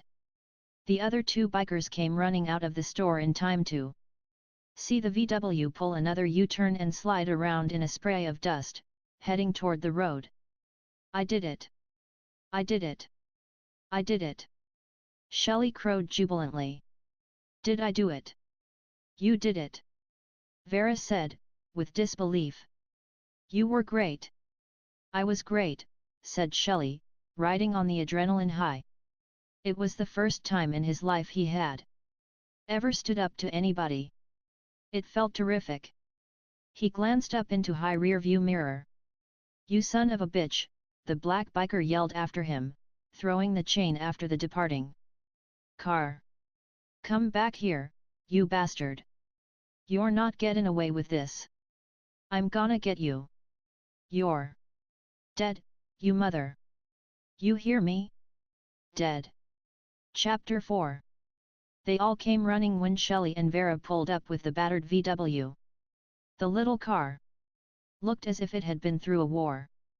The windshield was completely smashed, as well as the window on the driver's side, and there were large dents both in the front and back where Shelley had backed into the motorcycles, then run over them full steam. As Shelley pulled up in front of the porch, Chuck reached them first. He put his hand through where the windshield used to be. "What happened to your windshield, man?" he said. Shelley and Vera got out of the car. "We had a slight misunderstanding with a motorcycle gang," said Shelley, trying to sound nonchalant, as if misunderstandings with motorcycle gangs were something that happened to him every day. "Yeah, but Shelley made them see the error of their ways," said Vera, putting her arm around him. "Didn't you, Shell?" Flustered, yet beaming with pride, Shelley managed to stammer. "It was nothing." Rick came out and his jaw dropped when he saw what had become of his VW. "My poor car," he said with disbelief. "What did you do to it?" Vera handed him the keys as she passed him, carrying the groceries up into the house. "Yeah. Well, we're really sorry, but it wasn't our fault," she said. "A few minor repairs and it'll be as good as new," said Shelley, with a shrug, as if it were no big deal. Rick ran up to his car and stood staring at it, shaking his head with amazement. Chris came up behind him. "That's it," said Rick, turning on her furiously. "I've had it. I thought it would be good for us to spend some time together, but this is a little more than I bargained for." He threw open the door and got into the car. "Where are you going?" Chris said. "Away from here," Rick said, with disgust. He didn't know what the hell he was wasting his time for. Chris didn't seem as she wanted to pick up where they left off, and he had no use whatsoever for her friends. Especially after this. He started the car. "Stay with me," Chris said. "Why should I?" "Because I want you to," she said softly. Rick looked up at her. She had that lost little girl expression stuck on her face that he was always such a sucker for. He shook his head. "You don't play fair, do you?" he said. He took a deep breath and let it out in a heavy sigh. Then he reached across to the passenger door and opened it. "Get in." Chris ran around to the other side and jumped into the car. Rick shifted into gear and slowly drove back down the driveway, across the wooden bridge, and out onto the road. As they passed the dried-out steam bed, a large figure dressed in grubby work clothes stepped out of the shelter of the trees. He breathed heavily as he watched the VW disappear around a bend. It was happening again. Just like the last time. These people were exactly like the others. The ones who had hurt his mother. A raging fever began to burn within him, a white-hot fire of hate threatened to consume him. And there was only one way to quench the flames. "Hey, let's go for a swim," said Debbie, pulling on Andy's arm. All afternoon, he'd wanted to do nothing except lie around in the sun. "I don't know," he said lazily, as if it would be too much of a bother to walk all the way down to the lake. "We'd be all alone," Debbie said seductively. "We could do anything we wanted and nobody would see." Andy grinned. "Sounds disgusting," he said. "Let's go." "I'll grab a couple of towels," she said, smiling at him. "I'll see you down there." She went over to the van and slid open the side door. It was really strange, but ever since she'd found out that she was pregnant, she'd been really horny. And it kept getting worse and worse. She had expected to feel positively ill. Well, there was the occasional bout with morning sickness, but other than that, she felt terrific. Chris had even commented, "Oh it. You've got a glow," was the way she had put it. She remembered her mother always complaining about it, always bringing it up each time they had an argument. Rolling her eyes in agony and saying, "I carried you for 9 months. You don't have any idea what that's like. You should only have to experience something like that and then wind up with an ungrateful daughter." From listening to her mother, Debbie had expected this to be a terrible experience, but so far it was wonderful. She couldn't even tell that she was pregnant yet, at least not by looking, though. She checked herself in a mirror every day, but she could feel the changes taking place inside of her. She knew the experience would not be terrible at all. It was something wonderful. Andy was taking it in stride. The responsibility didn't seem to frighten him. He knew it would be hard for them, especially at their age, but he had simply accepted it and decided to make the best of it. A lot of guys would have freaked out, but not Andy. He stuck by her, just like she knew he would. "The way I see it," he had told her, "the important thing is that we really want this baby. It's gonna be tough for us and money's gonna be real tight, but if we stick together, we can make it. We didn't plan on this, but since we've decided that we're gonna have this bab, we've got to make sure we really want it. We can't go blaming the kid if things get tough. The baby didn't make things tough for us, we made things tough. Now we just gotta go for it and do the best we can." If she ever had any doubts about him, they had disappeared right then. "The important thing," she thought, "is that we remember the mistakes our families made with us and not make them with our kid." She knew it would be hard. But she also knew it would be worth it. She was so preoccupied with her thoughts, she didn't hear the soft crunch of gravel beneath the heavy black engineer boots on the other side of the van. She pulled several towels out of her beach bag and zipped it back up, then trotted off toward the lake just as the punky-looking biker from the roadside convenience store slowly came around the back of the van. He stood still for a moment, looking around with a cigarette drooping from his lip. Then he gave an animalistic grunt to signal the others that the coast was clear. "Maybe we shouldn't do this, Allie," said Fox, the hard-looking young black woman in the skin-tight leathers. "We gotta even the score, don't we?" said Loco, the white biker with the spiky hair. "Nobody's gonna get hurt, baby," said Allie, the biker with the shaved head and goatee. He glanced at Loco and grinned. "Righteous." He stuck a siphon down into the fuel tank and set one of the large metal gas cans they had brought down onto the ground. Loco reached for the siphon hose. "Let me do it," he said. "I know what I'm doing," Allie said, backing him down with a stare. He had to stay on top of Loco all the time. Loco was so spaced out, he'd probably wind up drinking half the gas if he let him siphon out the tank. He wasn't called Loco for nothing. That beau was truly bugfuck. He did things on that motorcycle that no sane man would ever do, and when he had seen what that fat little turd had done to his scooter, he'd been ready to do murder. Allie just couldn't believe that fat little creep had the balls to do what he did. Luckily, Ollie's bike hadn't suffered to Beatty. It would need a new front rim and fender, handlebars and a replacement clutch lever, a headlight and a few other odds and ends. He wasn't going to worry too much about the paint since they were both sort of rat bikes to begin with, and he could always do the paint himself, but Loco's machine had taken a real bashing and it would be in the shop for weeks till they could run down the parts from someone who specialized in old British bikes, since it hadn't been manufactured for years. Loco was ready to tear that fat little bastard apart with his bare hands. He probably would, too, thought Allie, only there was no point in letting Fox know that. She acted real hard, but when it came right down to it, she was pretty soft on the inside. She was even a little squeamish about burning down the barn. Hell, the barn was going to be only the beginning, Allie thought.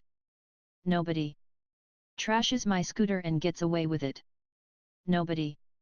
As he siphoned the gas out of the van's tank, Fox wandered over toward the barn. There didn't even seem to be anyone around, so she went inside. She could understand Allie and Loco wanting to get even with those kids for what they did, and trashing their van or ripping it off, as she'd suggested was one thing, but burning down a barn was getting a little heavy. Suppose the flames got out of control and spread to the house or started a forest fire. The area was heavily wooded. Cops might not look too hard for a stolen van that was probably insured anyway, and they could have it miles away before the cops could even start to look for it.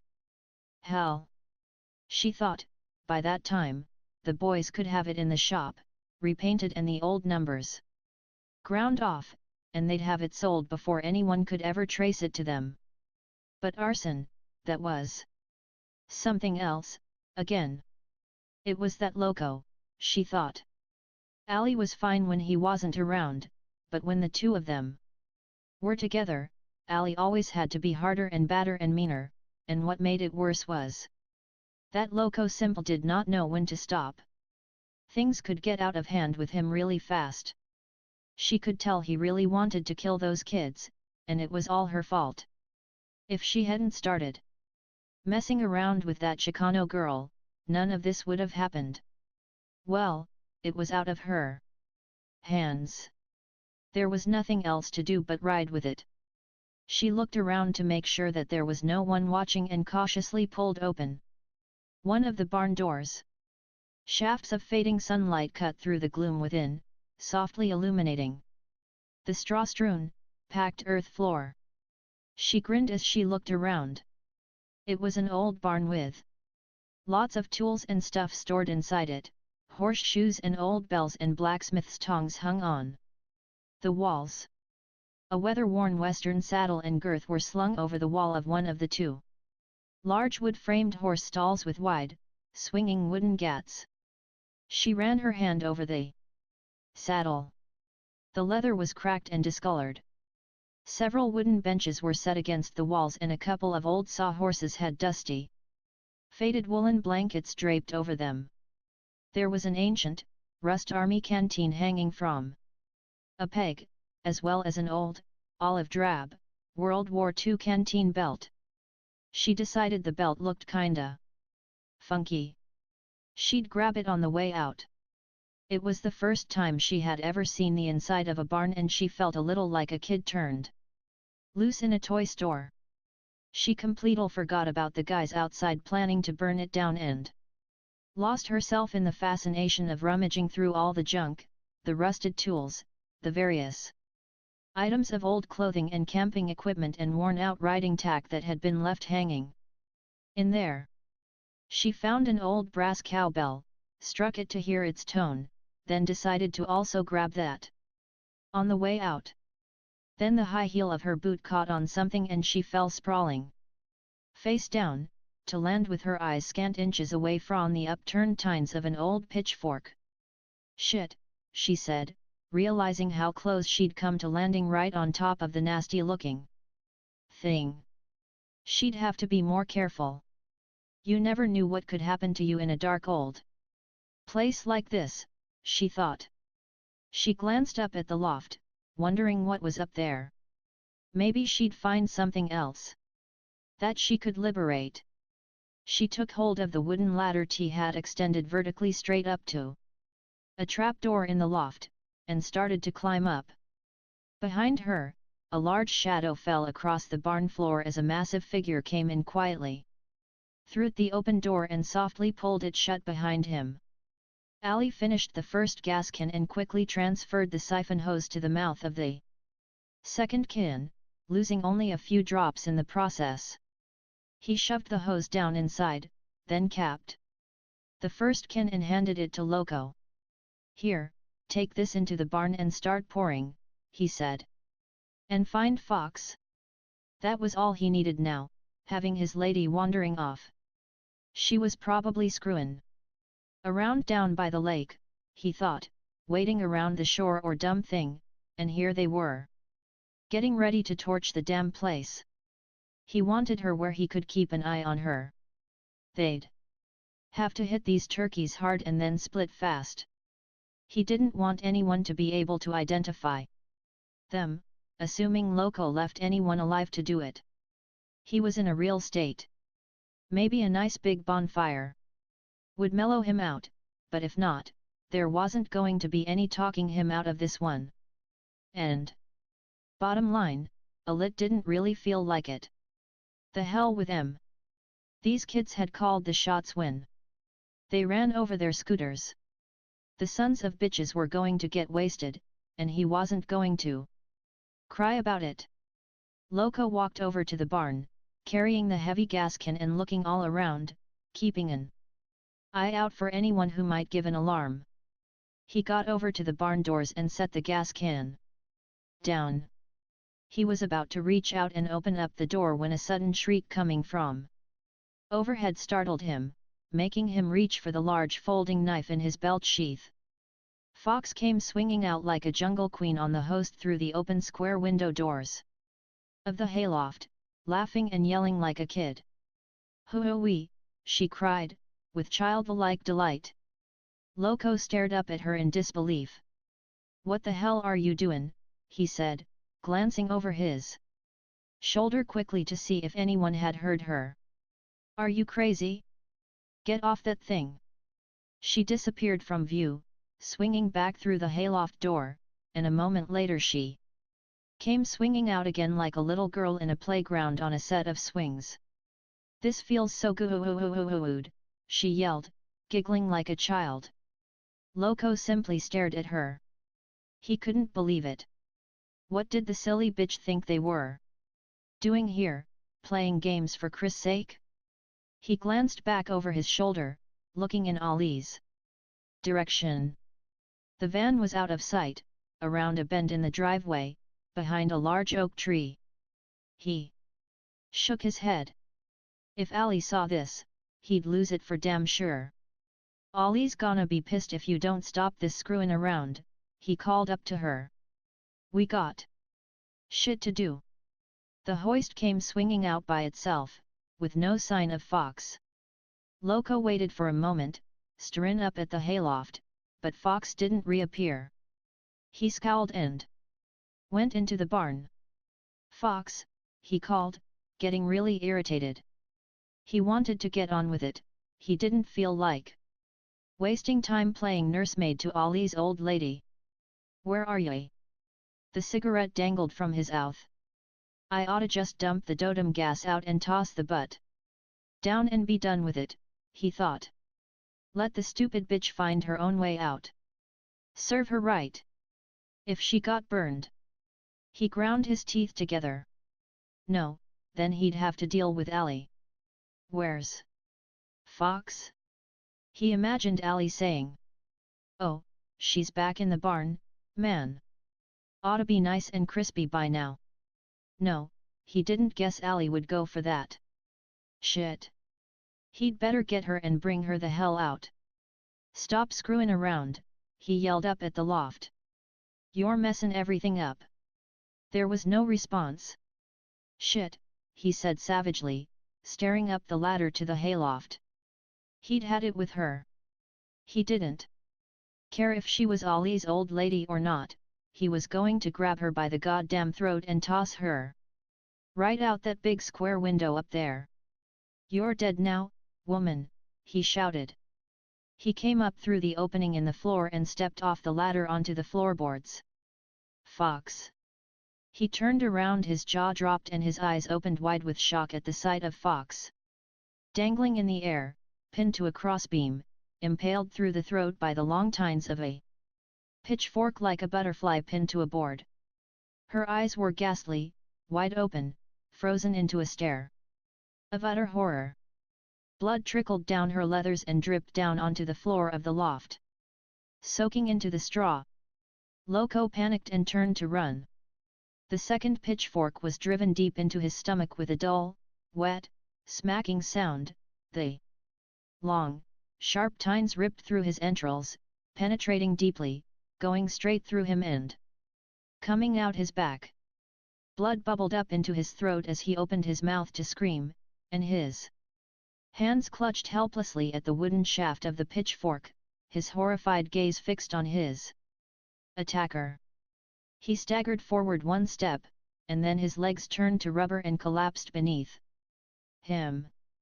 There was a brief period of the most incredible, agonizing pain he had ever experienced in his entire life, and then everything started spinning and he was falling as fire exploded in his mind and the whole world started burning. Allie came hurrying up to the barn doors, carrying a heavy can of gasoline in each hand. He scowled at the sight of the closed doors and kicked at them, looking around to see if anyone had heard him. He waited for either Fox or Loco to let him in, but no one came. Angrily, he kicked the door again. "Loco! Fox! Open this damn door!" There was no response from inside. Allie gritted his teeth and set the gas cans down, then pushed the door open himself. He picked up the cans and went inside, setting them down once again and looking all around the interior of the barn. They were nowhere in sight. He heard the sound of heavy footsteps up in the hayloft and looked up. "What the hell are you two doing up there?" he demanded angrily.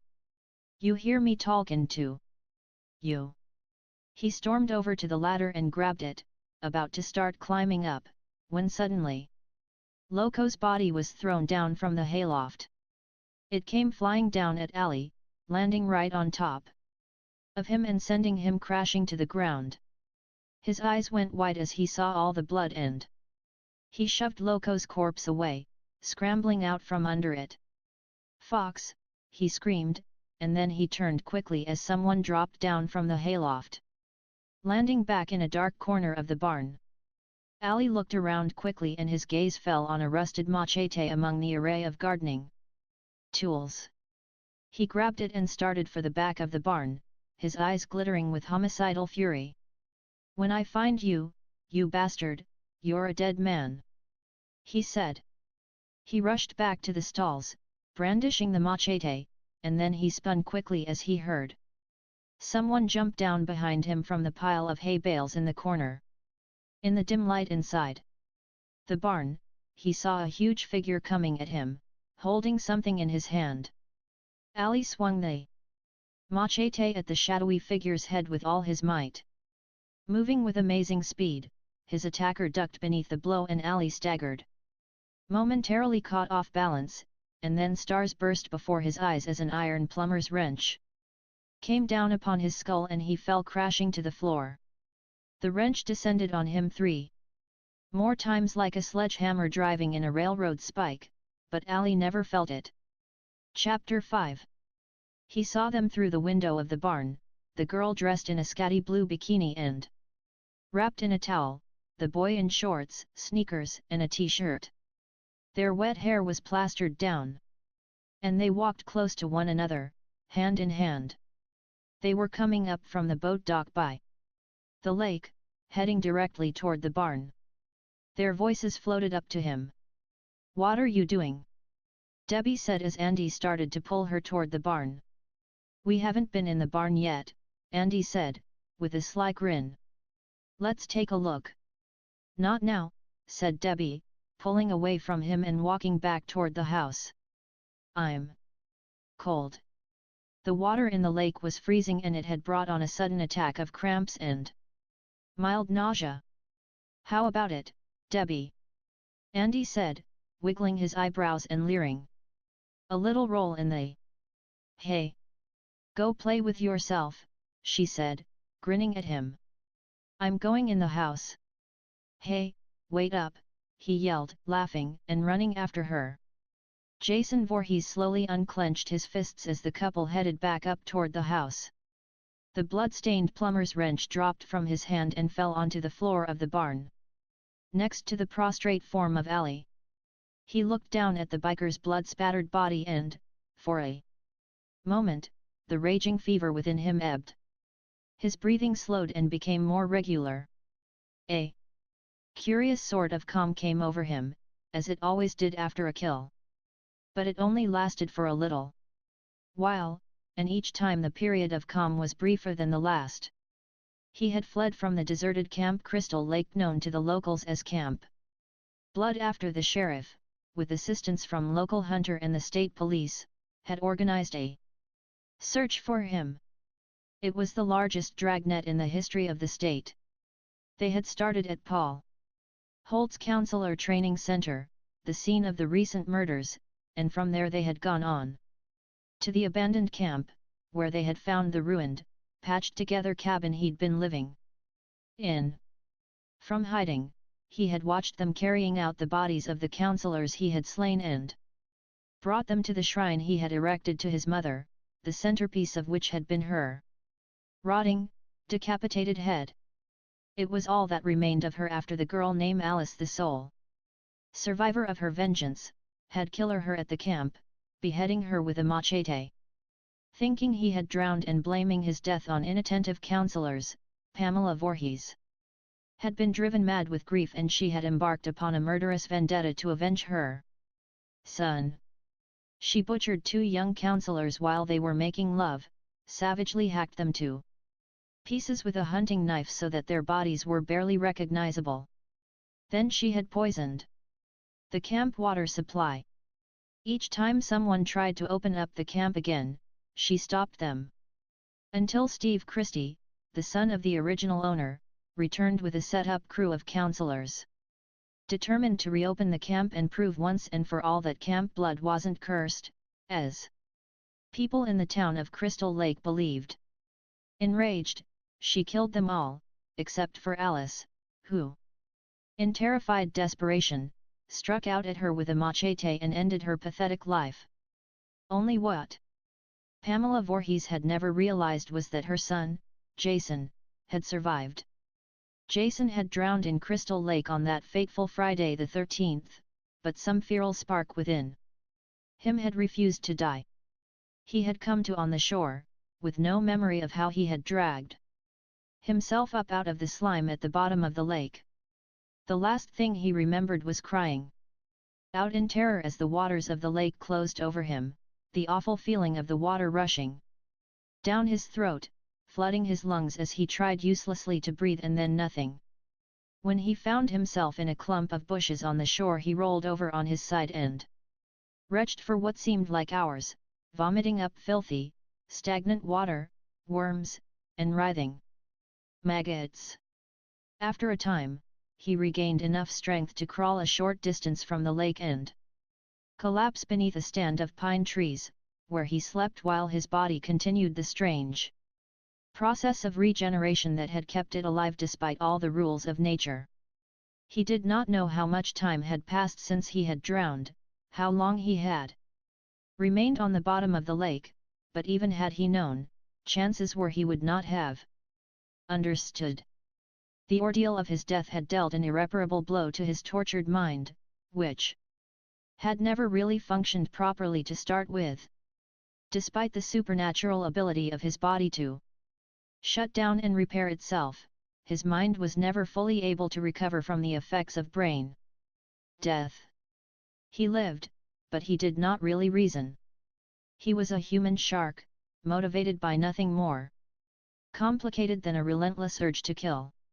He had avenged his mother's death, then returned to the abandoned camp on the shore of Crystal Lake to carry on her grisly work. And when Paul Holt had come to open his camp counselor training center on the Lake Isor near the abandoned summer camp, Jason had killed them all, save for Ginny Field, who had survived miraculously after he left her for dead. When they came with dogs and rifles to hunt him, he fled deep into the woods, then plunged into a stream and followed its course, causing the dogs to lose the scent while he doubled back to the lake and worked his way around the searchers. Instinctively, he outmaneuvered them and did the last thing they expected him to do. He returned to Crystal Lake. They expected him to flee deeper and deeper into the woods, heading for high ground. They would never think to look for him on the north side of the lake, closer to the town, where there was the thickest concentration of summer homes and vacation cabins. By keeping to rocky ground and then wading through the stream which fed the lake, he left no tracks for them to follow. When it grew dark, they gave up their search. And then he started to hunt. Rick parked the battered Volkswagen just off the road overlooking a quiet cove, about 25 yards from the water. He switched off the radio seconds before the announcer came on with a special bulletin updating the progress of the manhunt for the camp blood killer. There was no television in the cabin and none of THM had been listening to the radio since they arrived. So far, they hadn't heard a thing about it. He turned the engine off, left the headlights on, then got out of the car and walked with Chris down to the water's edge. They sat down on a log and looked out over the water, which gleamed with the reflection of the moonlight and the beams from the car's headlamps. When Chris rubbed her shoulders because she felt chilly, Rick took off his denim jacket and draped it around her. "Is that better?" he said, moving close to her.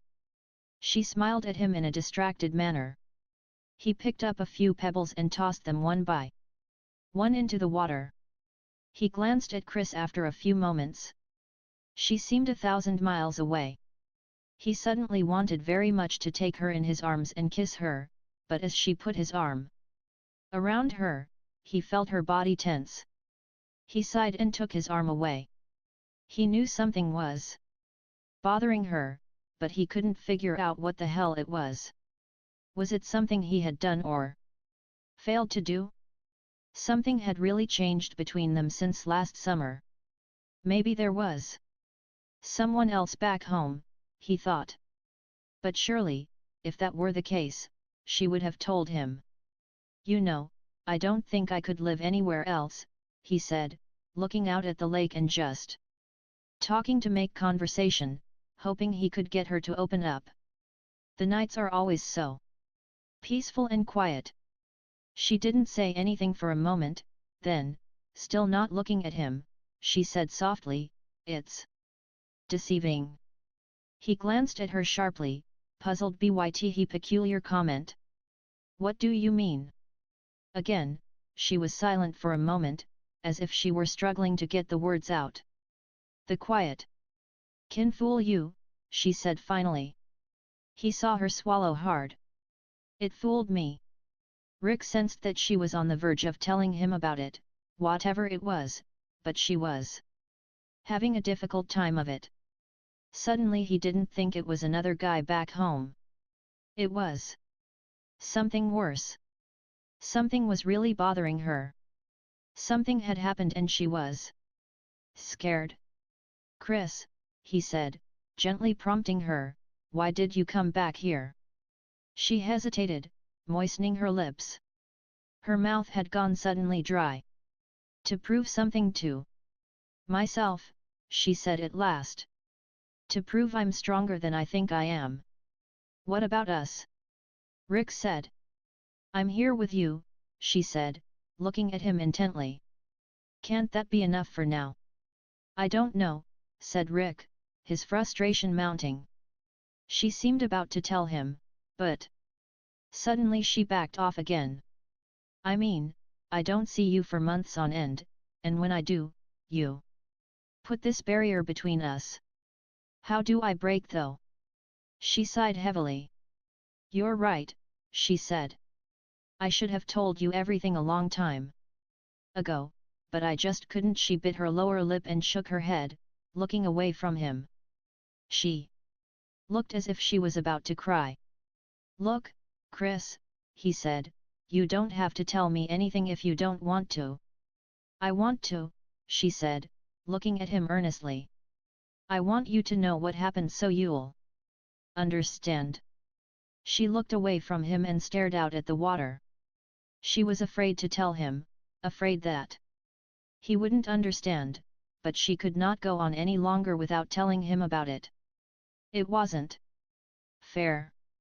She owed him at least that much. "Everything is so clear in my mind," she said, as if it were happening right now. She shut her eyes a moment, taking a deep breath and letting it out slowly. "I don't know if you remember," she said, "but when you dropped me off that night, it was very late. I knew my parents would be waiting up for me. But I didn't care. We'd had such a good time." She sighed again and looked at him briefly before looking away once more. He was watching her intently, allowing her to proceed at her own pace, just listening and not commenting. He was doing his best to make it easier for her. Maybe he really would understand, she thought. Maybe he won't blame me, as my parents did. The thought made it a little easier for her to go on. Now that she had started, she had to tell the whole story and it simply came spilling out of her. "The minute I got in the door," she said, "they started yelling at me and cursing me. We had such a big fight. My mom slapped me. That was the first time my mother had ever hit me. I couldn't believe it. I ran out the door and into the woods. I wanted to punish them. I decided to hide out all night. I'd get them so worried that they'd be sorry for what they did." Her voice caught and she took another deep breath, trying to steady her nerves. Talking about it was bringing it vividly into focus. Rick took hold of her hand and gave it a reassuring squeeze. She continued. "It had been raining out and the woods were cold and wet. I found a dry spot under an oak tree and I guess I fell asleep. All I can remember next is being startled out of sleep by the sound of footsteps. I was sure it was Dad, so I sat up and listened for him." She began to tremble. "The footsteps stopped," she said, her heart beating faster as she relived it in her mind. Her mouth felt dry. Her skin was clammy.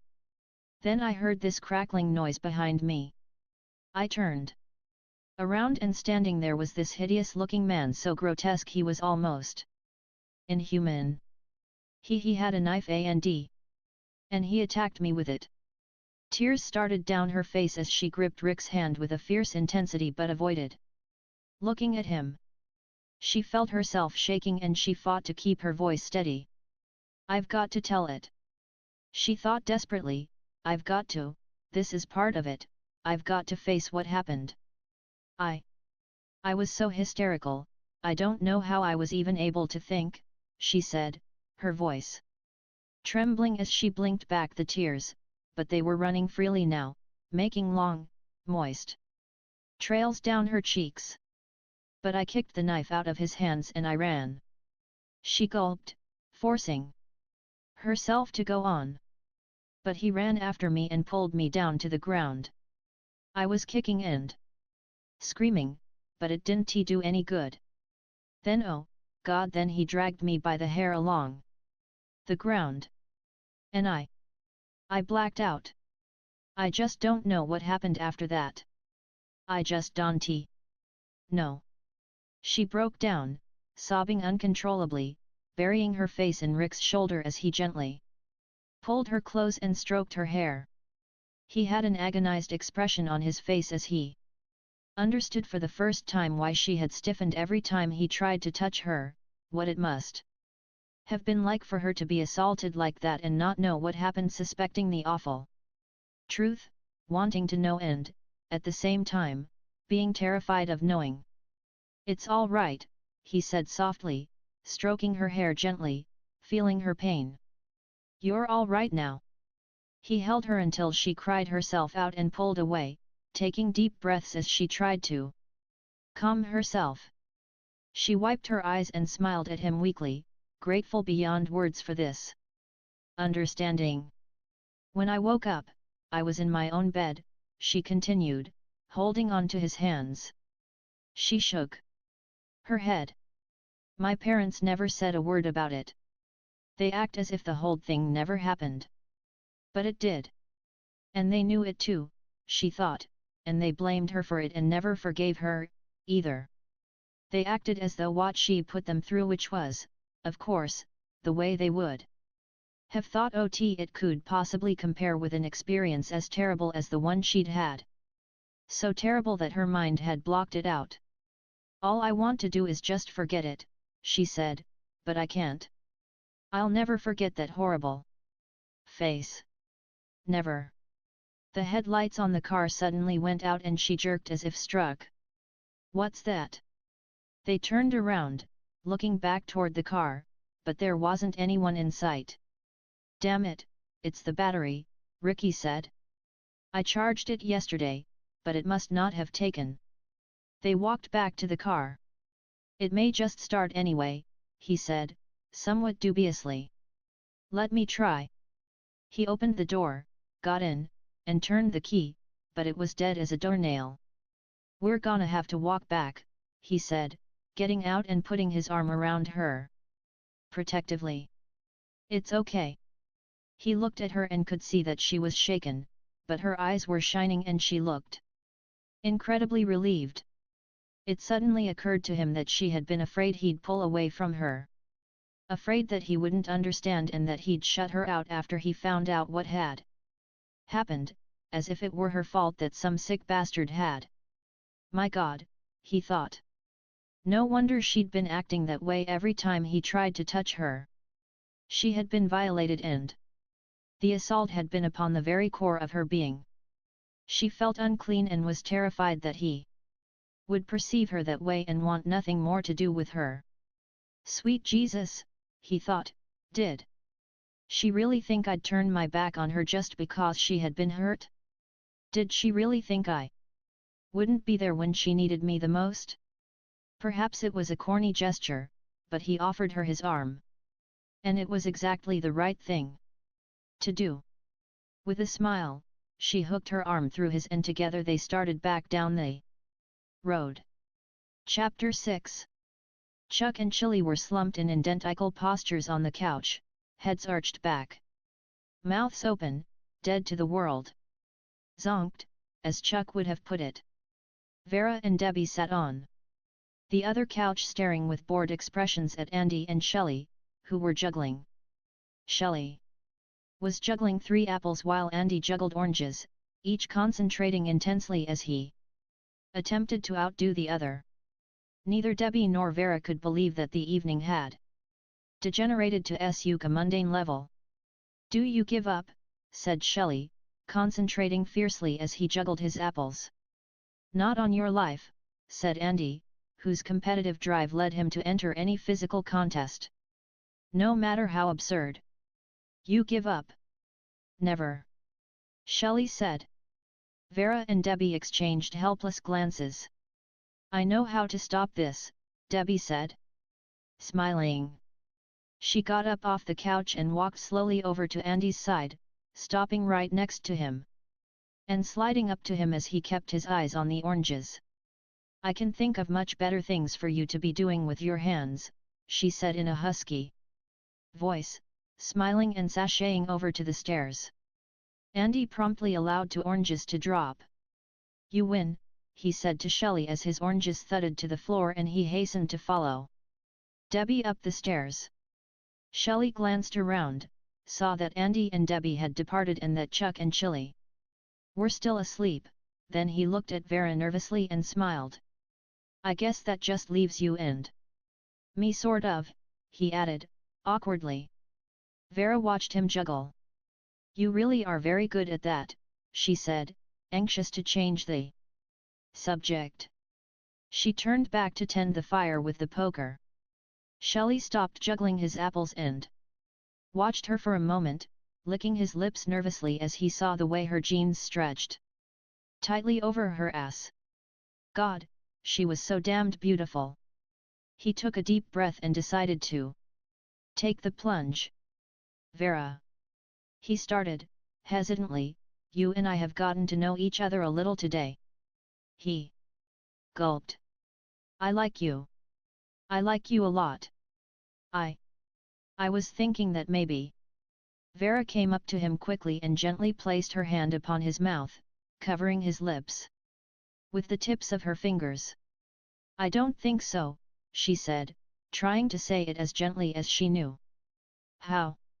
Shelley dropped his gaze to the floor, feeling his face burning with embarrassment. He felt like an idiot. "Look," said Vera, feeling sorry for him, "I'm going outside for a few minutes. And when I get back, we'll talk, okay?" She turned and walked out the front door, onto the porch. Shelley moved over to the living room window and watched her for a moment as she sat down on the porch steps. "Sure, we'll talk," he said, a world of bitterness in his voice stemming from a lifetime of rejection. "Bitch." Vera ambled down the porch steps to the front walk leading to the driveway. The sun had gone down and the night was cool. She took a deep breath and sighed, unaware that Shelley was watching her with desperate longing through the living room window.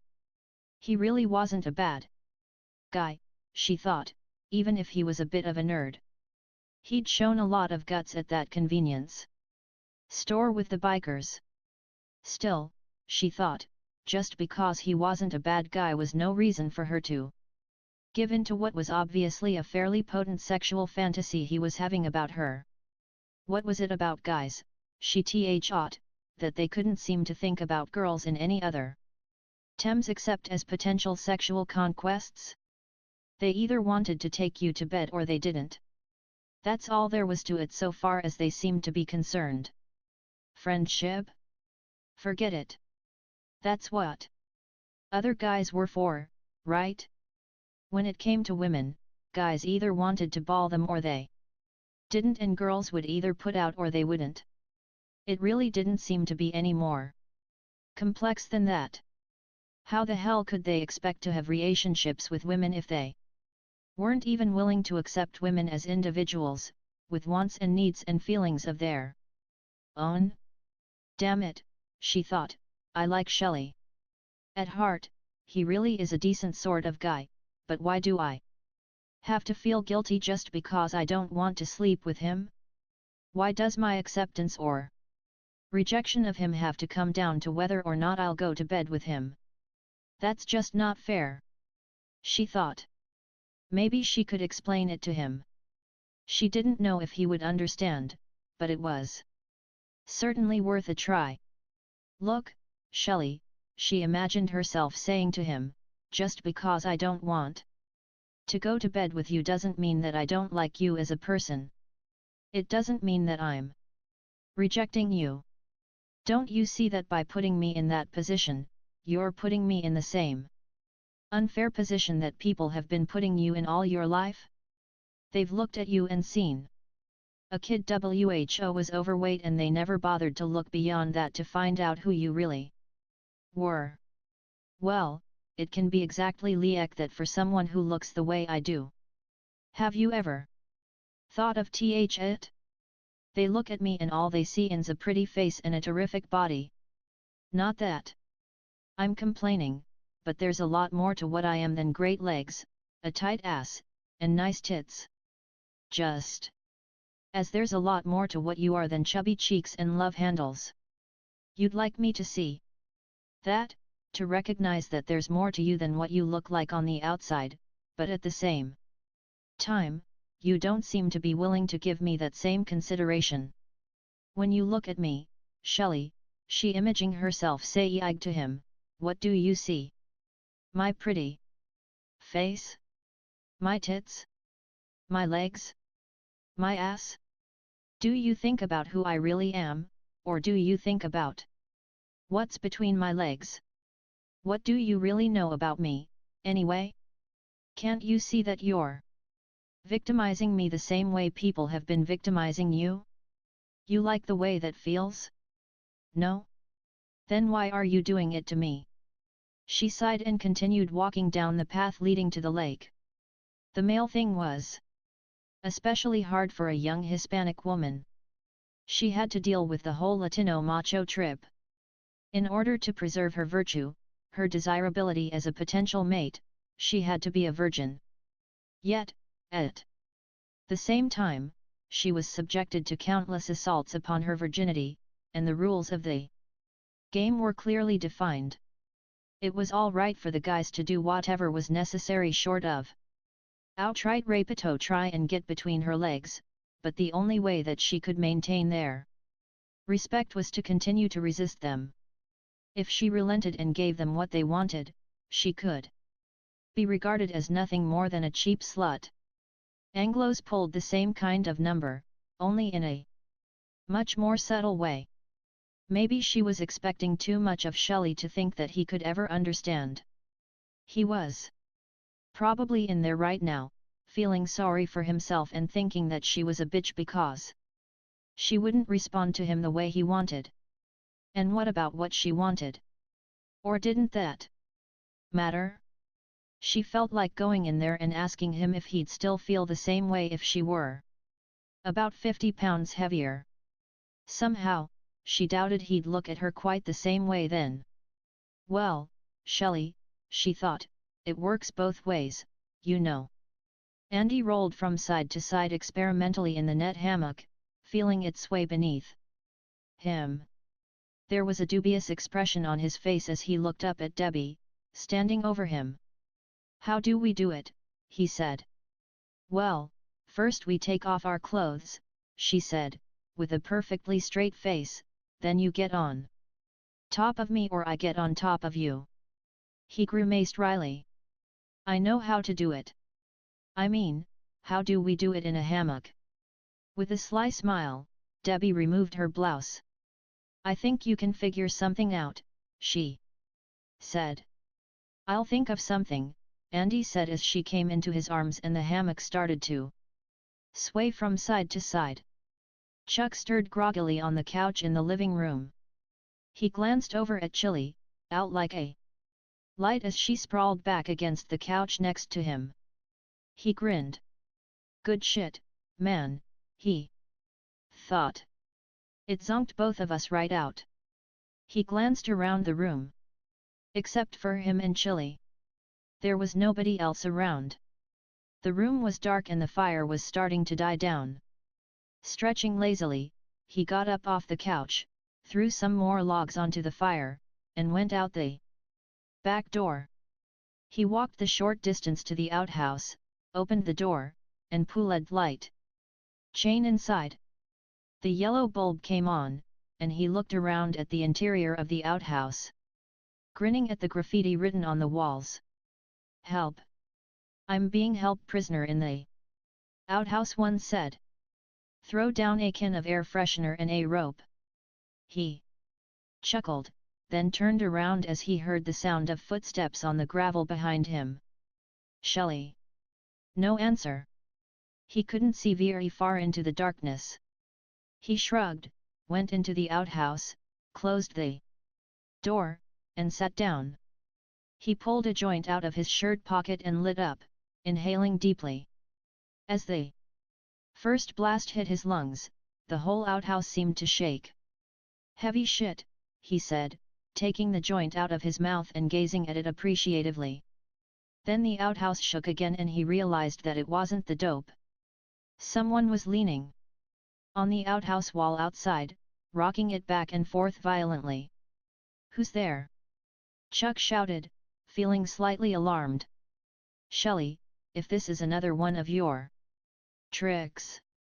A moment later, he was pulling up his pants and bolting out the door, looking all around angrily.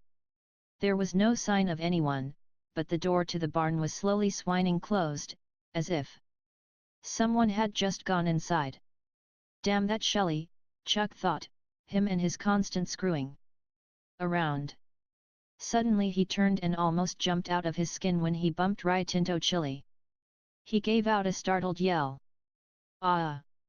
It's just me," she said. Chuck exhaled heavily. "Between you and Shelley, I'm luck I haven't had a heart attack already." "What's Butterball up to now?" asked Chili. "I don't know," said Chuck. "He just ducked into the barn." Chili grinned. "Come on, let's give him some of his own medicine." She took his arm and pulled him toward the barn. As they entered the dark building, ever shadowy form within suddenly looked ominous to Chuck. He started to get an attack of paranoia. "I don't think he's in here," he said uneasily, backing away slowly toward the door. Chili made a face and grabbed his arm, pulling him back in. Chuck suddenly wasn't sure that it was Shelley who had gone into the barn. He hadn't actually seen him. "Hey, maybe that wasn't him, Chili," he said nervously. "SSSH." She held a finger to her lips, and with her other hand, she picked up an iron crowbar. She crept forward and pushed open one of the stalls. She brought the bar up as if it were a baseball bat and leaped into the stall with shrill yell. But the stall was empty and she dropped the bar, disappointed that Shelley wasn't there. "I guess he must have left," she said, with a shrug. "Come on," said Chuck, anxious to get out of there. He didn't know why, but he had a sudden, powerful feeling that they were not Alan. He half expected someone or something to come leaping out at them from the shadows. "Let's get out of here," he urged her. She turned and smiled at the frightened expression on his face. She put her arm around him and hugged him close. "I'm not going to let anybody hurt you," she said. "Gee, thanks," said Chuck wryly. "I feel a lot better." As they turned and went outside, their arms around each other, the gate to the second stall inside the barn swung open and Jason stepped out, watching them with glittering eyes.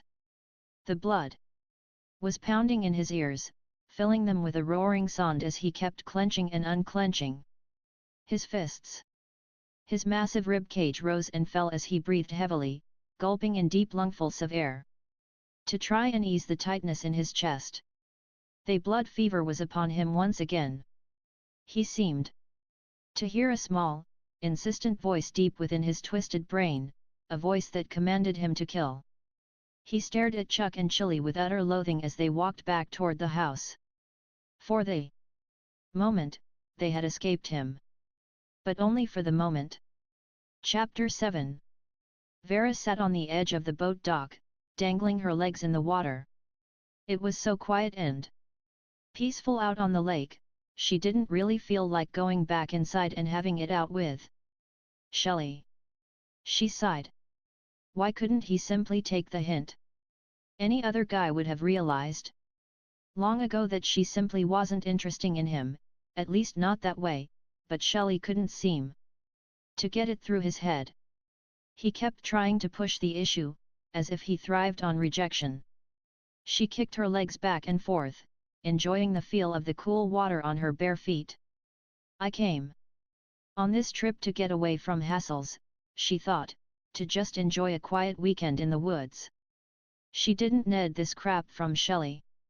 He wouldn't be such a bad guy, she thought, if he would just relax and stop trying to show off and impress people, if he would just be himself. Why couldn't he just? Something grabbed hold of her leg. She gasped, lurching forward, almost falling off the dock into the lake as a hand sticking up out of the water clutched her around the ankle, trying to pull her down.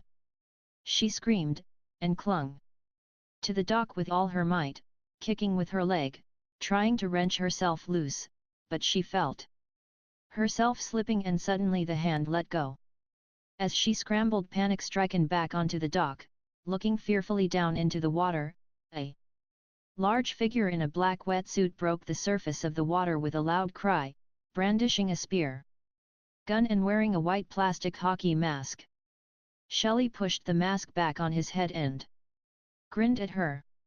You've just learned a valuable lesson, he said as she stared at him with stunned disbelief. A beautiful girl like you should never go out in the dark alone. Damn it, Shelley. She came at him furiously, meaning to strike him. But seeing the expression on her face, Shelley quickly backed away. Why do you do these stupid things, she said, in exasperation. I have to, he replied defensively, raising his arms slightly as if to ward off a blow. No, you don't have to, she said, making a face at him and mimicking his tone. I just want you to like me, Shelley said dejectedly, avoiding her gaze and looking like a dog that had been kicked. I do like you, said Vera, with exasperation. But not when you act like a jerk. Being a jerk is better than being a nothing, Shelley said, in a small voice. I never said you were nothing, Vera protested. You don't have to say it, he said miserably. I can tell. You're wrong, she said. Shelley. He hung his head and walked away, looking like a big black seal in his wetsuit. She sighed, shaking her head. God, he was truly hopeless, she thought. He acted like an insecure 12-year-old who would do anything for attention. Like the boys who used to chase her all the time when she was a little girl. They teased her, pulled her hair, and acted like utter idiots around her. Because it was the only way they knew who to show they liked her. He was making her crazy. She went back to the end of the dock and sat down again, staring out at the lake and wondering if she was going to survive this weekend. Shelley sat down on the porch swing and stared down at Tay Dock, where Vera was sitting with her back to him. He felt like a jerk. She's right, he thought miserably, a jerk is exactly what I am. The idea had been to make her laugh, but it had backfired, as his ideas always did. He would imaging the whole thing in his head, the way it would go, complete with dialogue, as if it were a movie that he was directing. He would see it played out in his mind frame for frame. He would leap up out of the otter in his mask and wetsuit, Vera leaping back, frightened at first, then amused at the stunt and flattered by the trouble he had gone to on her account, but, of course, that was not how it turned out. These things never turned out the way he imagined they would. Shelley sighed heavily. I give up, he thought. What's wrong with me, anyway? Why can't I ever do anything right? I ought to just give up on the whole thing, forget about Vera, forger about a career in filmmaking, and get a job as a cook at a fast food restaurant. The thought suddenly made him long for a double burger, a quarter pounder with cheese, a couple of orders of large fries, a large milkshake, and maybe a fried fish fillet with extra sauce and an apple. Turnover. He wondered if there were any fast food places nearby. Or at least a pizzeria. He was starving. A shadow crossed one of the windows and he glanced up to see who it was, but the figure had already passed. Whoever it was had gone around the house, heading toward the barn. Shelley got off the porch swing and went down the steps toward the barn, carrying his mask and spear gun. He went up to the window and looked in, but it was way too dark to see anything. He tapped on the window. "Chuck? Chilly? What're you guys doing in there?" He grinned. "You guys doing something I shouldn't see?" He pushed open the door and fumbled for the light switch. Powerful fingers suddenly closed around his wrist in a vice-like grip and brutally yanked him forward. He gasped with shocked surprise, then he saw a flash of steel and opened his mouth to scream, but he never had the chance. The knife blade whistled through the air with the speed of a Japanese chef slicing up a stir-fry, and Shelley felt the agonizing fire of its razor-sharp edge as it slashed across his throat. Vera shifted uncomfortably on the wooden boards of the dock and reached into her back pocket to see what was poking her. She pulled out Shelley's wallet. She had forgotten to give it back to him after that scene with the bikers at the convenience store. Out of curiosity, she opened it and started going through the contents. She paused at a photograph of Shelley and his mother. Aang guiltily closed the wallet. She looked around, but he was nowhere in sight. He must have gone back to the house, she thought. She started to get up, but as she rose, the wallet slipped out of her grasp and fell into the water. "Oh, that's just great," she said, looking down at the wallet floating in the lake. Fortunately, it was one of those Kodura nylon outdoorsman's wallets, used by fishermen and boaters because they floated, but it had drifted out of her reach and now she couldn't get at it. From the dock, there was nothing else to do but go in after it.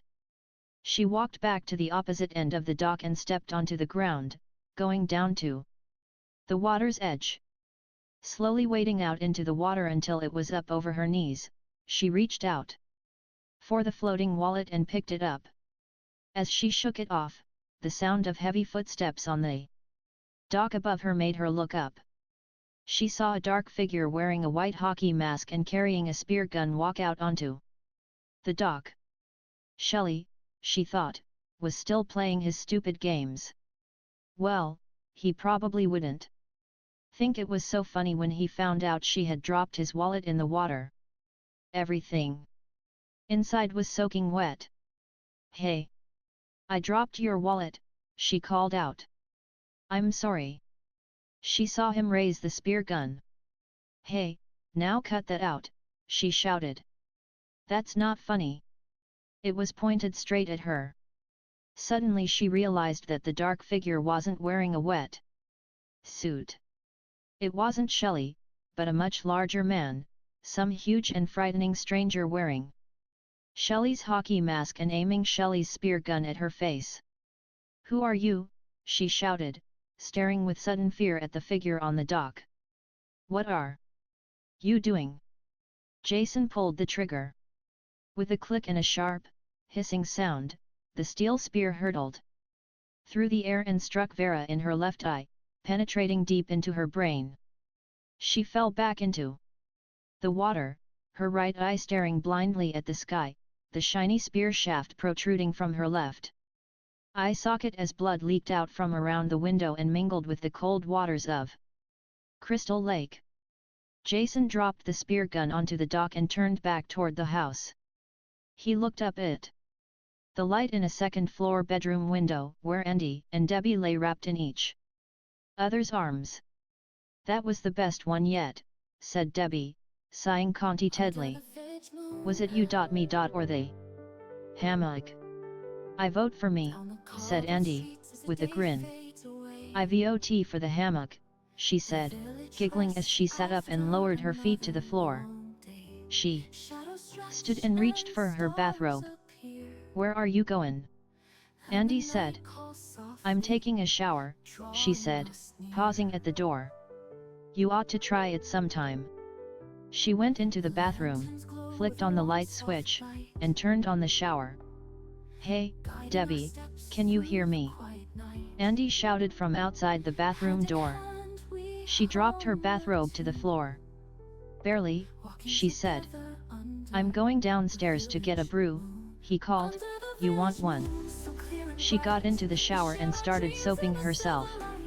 Downstairs, the front door opened and Jason walked in, carrying a machete from the barn. He slowly crossed the living room and started up the spiral staircase to the second floor, and the sound of their voices.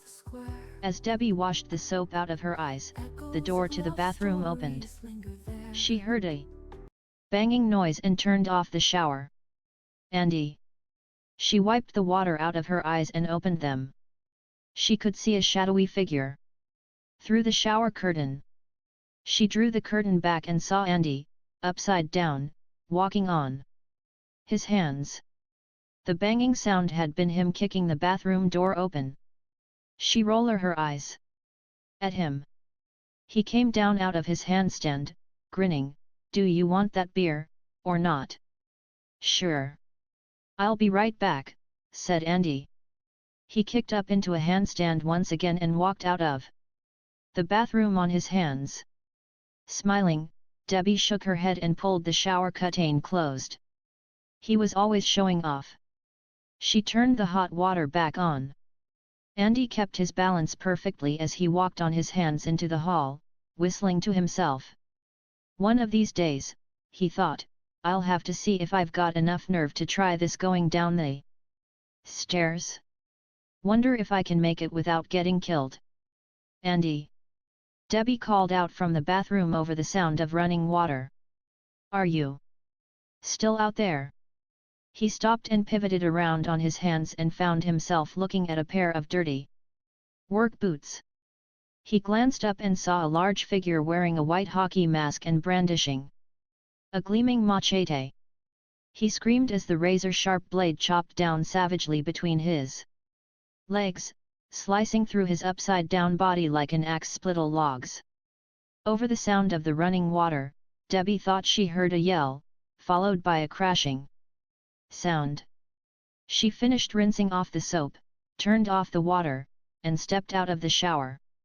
"Andy," she called, reaching for a towel. "Are you still out there? I can't hear you. Will you quit fooling around? Cut it out." She dried off, then wrapped the towel around herself and opened the bathroom door. She stuck her head out and looked up and down the hall, but there was no sign of him. He must have gone downstairs, she thought. "I changed my mind, I don't want that beer," she shouted, looking down over the balcony as she walked down the hall to their bedroom, her bare feet almost stepping into a trail of blood. "Andy? Andy? Did you hear me about that beer?" She stopped at the bedroom door, listening for a moment, then sighed with exasperation and went inside. "I hate when you don't answer," she said, slamming the door shut and plopping down into the hammock.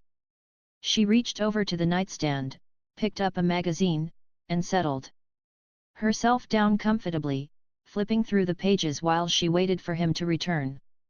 With a soft, pattering sound, several large drops of blood fell down from above and splattered on the pages of her magazine. Not realizing what it was at first, Debbie frowned and touched the red drops with her fingertips. "Where's this coming from?" she wondered aloud. Then she looked up and saw Andy's mangled body draped over the rafters like a slab of beef hung up in a smokehouse. She opened her mouth to scream, but before she could utter a sound, Jason's hand came out from underneath the hammock and clamped down across her forehead. He held her head down. while his other hand drove a carving knife up between the rope strands of the hammock and into the back of her neck. The long, sharp blade ripped through her trachea and vocal cords as she croaked horribly, choking on the blood that flooded her severed throat. The steel blade went completely through her neck and, in the last agonizing seconds of her life, Debbie saw the reddened tip of the carving knife rising up out of the hollow of her throat like some grotesque growth erupting from her body. Through a haze of red fire, she saw Andy's body up above her in the rafters, one arm dangling down, as if her were trying to reach out to her, and then all feeling went away as she slipped into oblivion. Chuck staggered back into the kitchen and started pawing through the pots and pans with a tremendous clatter. He giggled as he threw to himself, "Man, am I wrecked?" He selected a huge pot and poured a generous amount of corn oil into it, straight from the bottle, without bothering to measure. Then he turned the flame up all the way and tossed a couple of test kernels into the pot, just as the instructions on the jar said. Then he decided, the hell with it, and dumped a whole handful of popcorn kernels into the pot.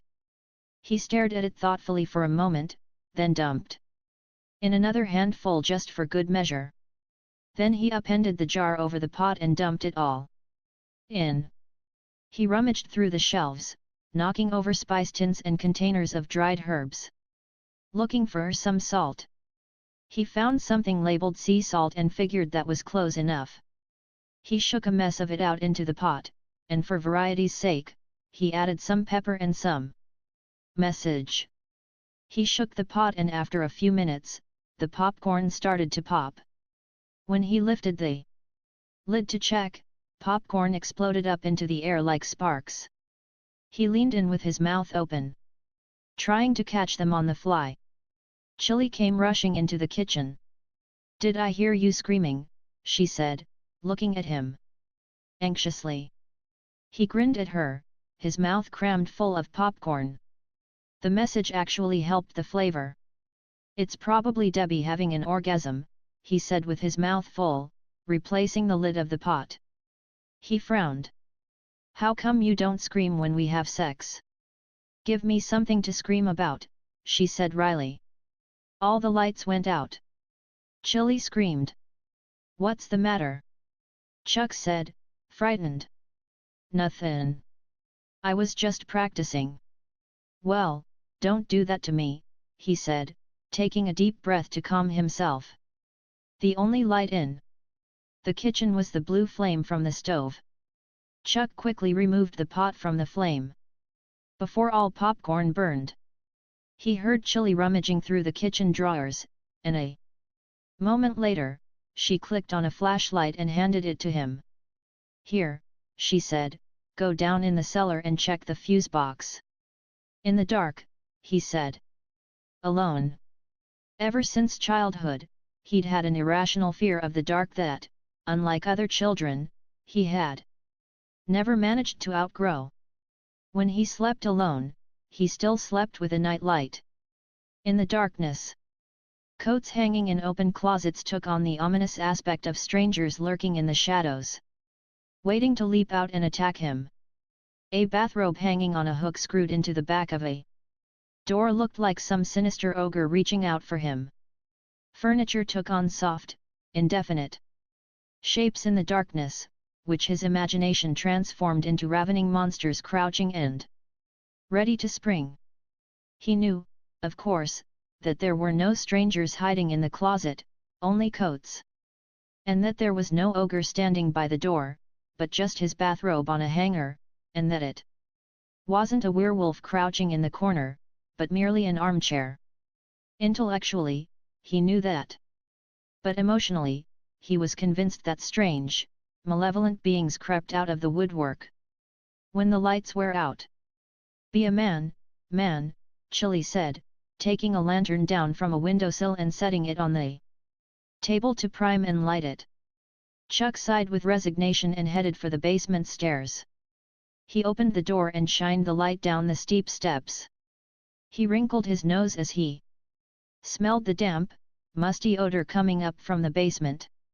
Slowly, he tiptoed down the steps, talking to himself as he went. "There's nothing to be afraid of, man," he said, moistening his lips as he carefully picked his way down the stairs. "So what if it's dark? Nothing to be afraid of." He got down to the bottom of the stairs and his bare feet stepped into water puddled on the cellar floor. "Great," he thought, "the damn cell is flooded." The water came up to his ankles. He swallowed hard and tried not to think about all the things that could be swimming around in that dirty water. Rats, snakes, leeches. In a cellar? Come on, man, he thought, get it together. Don't go freaking out just cause there's a little water on the floor. He swung the flashlight beam around and it fell on a lean, vicious-looking creature with a long snout and glittering eyes. Its teeth were bared in a feral snarl. "Ah! Jesus!" he cried, recoiling from the hideous-looking thing, raising his arm to ward off its leap, and then he realized that it was only a stuffed animal. Relieved, he exhaled heavily and approached it. It was a stuffed weasel, which he touched gingerly and grimaced. Who the hell would want to keep such a thing around? Well, apparently no one, because they had stuck it in the basement. He swept the beam around over wooden crates and moldering cardboard boxes. Some closed and some open, containing all sorts of junk and bric-a-brac. The flashlight beam fell on an old 1940s nudie pin-up. He grinned with appreciation. All right. As soon as he got the situation with the fuse box straightened out, he'd roll the poster up and take it with him. There was a noise behind him that sounded like a footfall on the stairs. He quickly spun around. Who's there? Upstairs, Chili discarded Chuck's popcorn disaster and started fresh with a new pot. It was a good thing Chuck didn't have to cook, she thought. He'd be utterly lost in a world without burger inns, taco joints, and pizza parlors. She made a face as she dumped the greasy popcorn and started to shake the second pot. Suddenly, something heavy fell against the kitchen door. She picked up the lantern. "Chuck? You back already?" There was no answer. She hesitated, then reached out and pulled open the door. Shelley fell against the door frame. His eyes bulging, his mouth working as a ghastly, incoherent wheeze came out of him. His throat was slashed from ear to ear and blood was running down his neck onto his shirt. He stretched his hand out to her and blood trickled from his mouth. "Nice makeup job," said Chili, turning away from him. She wasn't falling for that trick again. He slumped down to the floor and fell forward on his face, blocking the door. She turned and looked at him irritably. He was getting to be a real drag. The deet of the party, she thought. Stop fooling around, man. As she died, she went back to shaking her popcorn. Chuck swept the flashlight beam all around the basement, but there didn't seem to be anyone else in the cellar. Yet he was certain he had heard something. Only the house settling, he told himself. Old places like this always creak and groan. He took a deep breath to settle his nerve. And exhaled slowly. Damn, he hated being alone in the dark. It was giving him the creeps. If it wasn't for the flashlight, he'd never have been able to handle it. He moved deeper into the cellar, sweeping the flashlight beam back and forth and, finally, it fell on a grey steel fuse box mounted on the far wall. At last, he thought. He moved closer, peering at the box. It had been left open and he could see that it wasn't exactly up to code. The old fuses had been replaced with circuit breakers, but the wiring was all exposed and the old cloth insulation was badly frayed. Not very soft at all.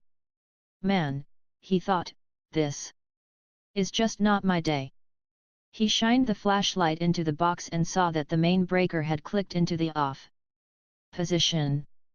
It must have been a power surge.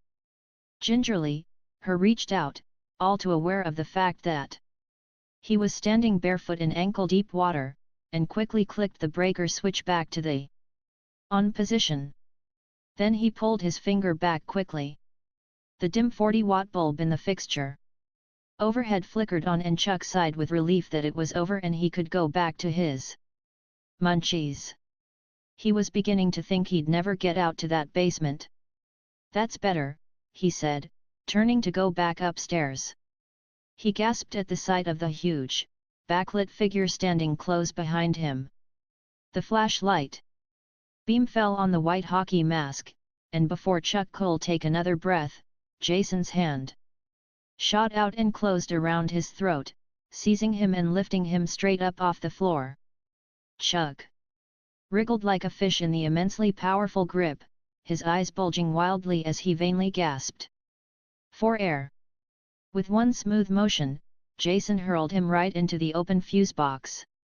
Electricity cracked as Chuck slammed back into the old wiring and his bare feet hit the water.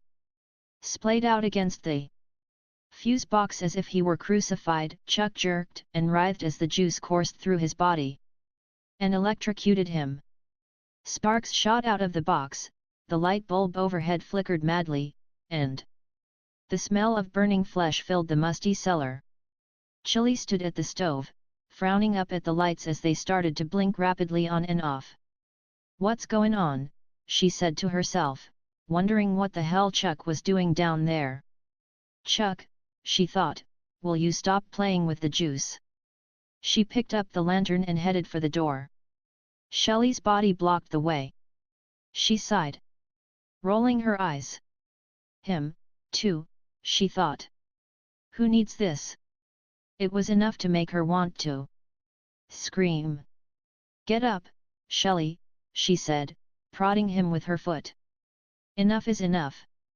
He didn't move or respond. Chili set her teeth and bent down to shove him out of the way, but he was dead weight. Then she noticed how very still he was lying. She reached out to touch him and her hand came away, stained with blood. She looked at her fingers in the light of the lantern and realized with a dreadful certainty that this wasn't makeup. It was the real thing. "Oh, my God!" Screaming, she recoiled from him and ran into the living room. The fireplace was blazing from the logs Chuck had added to it earlier. The flames threw garish shadows on the walls. In her panic, she didn't notice that there was an iron fireplace poker stuck between the logs. "Andy! Debbie!" she screamed as she ran up the spiral staircase to the second floor. "Bedrooms! Shelley's dead! He's dead!" Jason's hand closed around the handle of the iron poker he had heated in the fire. Its tip was glowing red hot. Chili started screaming uncontrollably as she beheld the horror in Andy and Debbie's bedroom. Debbie was lying on her back in the net hammock, her eyes bulging, her face twisted into a terrifying grimace, a carving knife sticking up out of her throat as if it had spurted from her neck. Blood was puddled on the floor beneath her. Andy's body was draped over the rafters, his arm hanging down loosely, his eyes glazed, the blood from his grisly wound draining onto the floor as if he were a side beef in a kosher slaughterhouse. She fled screaming from the bedroom to the rail, racked with dry heaves. She hung over the rail, gulping for air, desperately trying to stop the tremors that had seized her. "Oh, my God! Help!" The lighters continued to flash on and off wildly as she staggered down the stairs, knowing she had to get out of the house and flee, run for her life, get as far away from there as possible. She stumbled down the stairs, almost falling headlong, ran straight for the door. It was ajar and a strong gust of wind suddenly blew it open, slamming it against the wall. She screamed, thinking someone had thrown it open, and she turned. With a powerful thrust, the sizzling, red-hot poker was driven straight into her stomach. It penetrated deeply, crisping her skin and sending thin tendrils of smoke curling up from the cauterizing wound. The breath hissed out of her as she felt the shock of the brutal impact and the fiery agony of the glowing iron. She saw the loathsome eyes behind the stark white mask and then her vision blurred. She couldn't even scream. She was beyond screaming. She was beyond pain. And a moment later, she was beyond caring. Chapter 8. Rick played the flashlight beam on the ground before them as they walked down the winding dirt road that ran parallel to the lakeshore.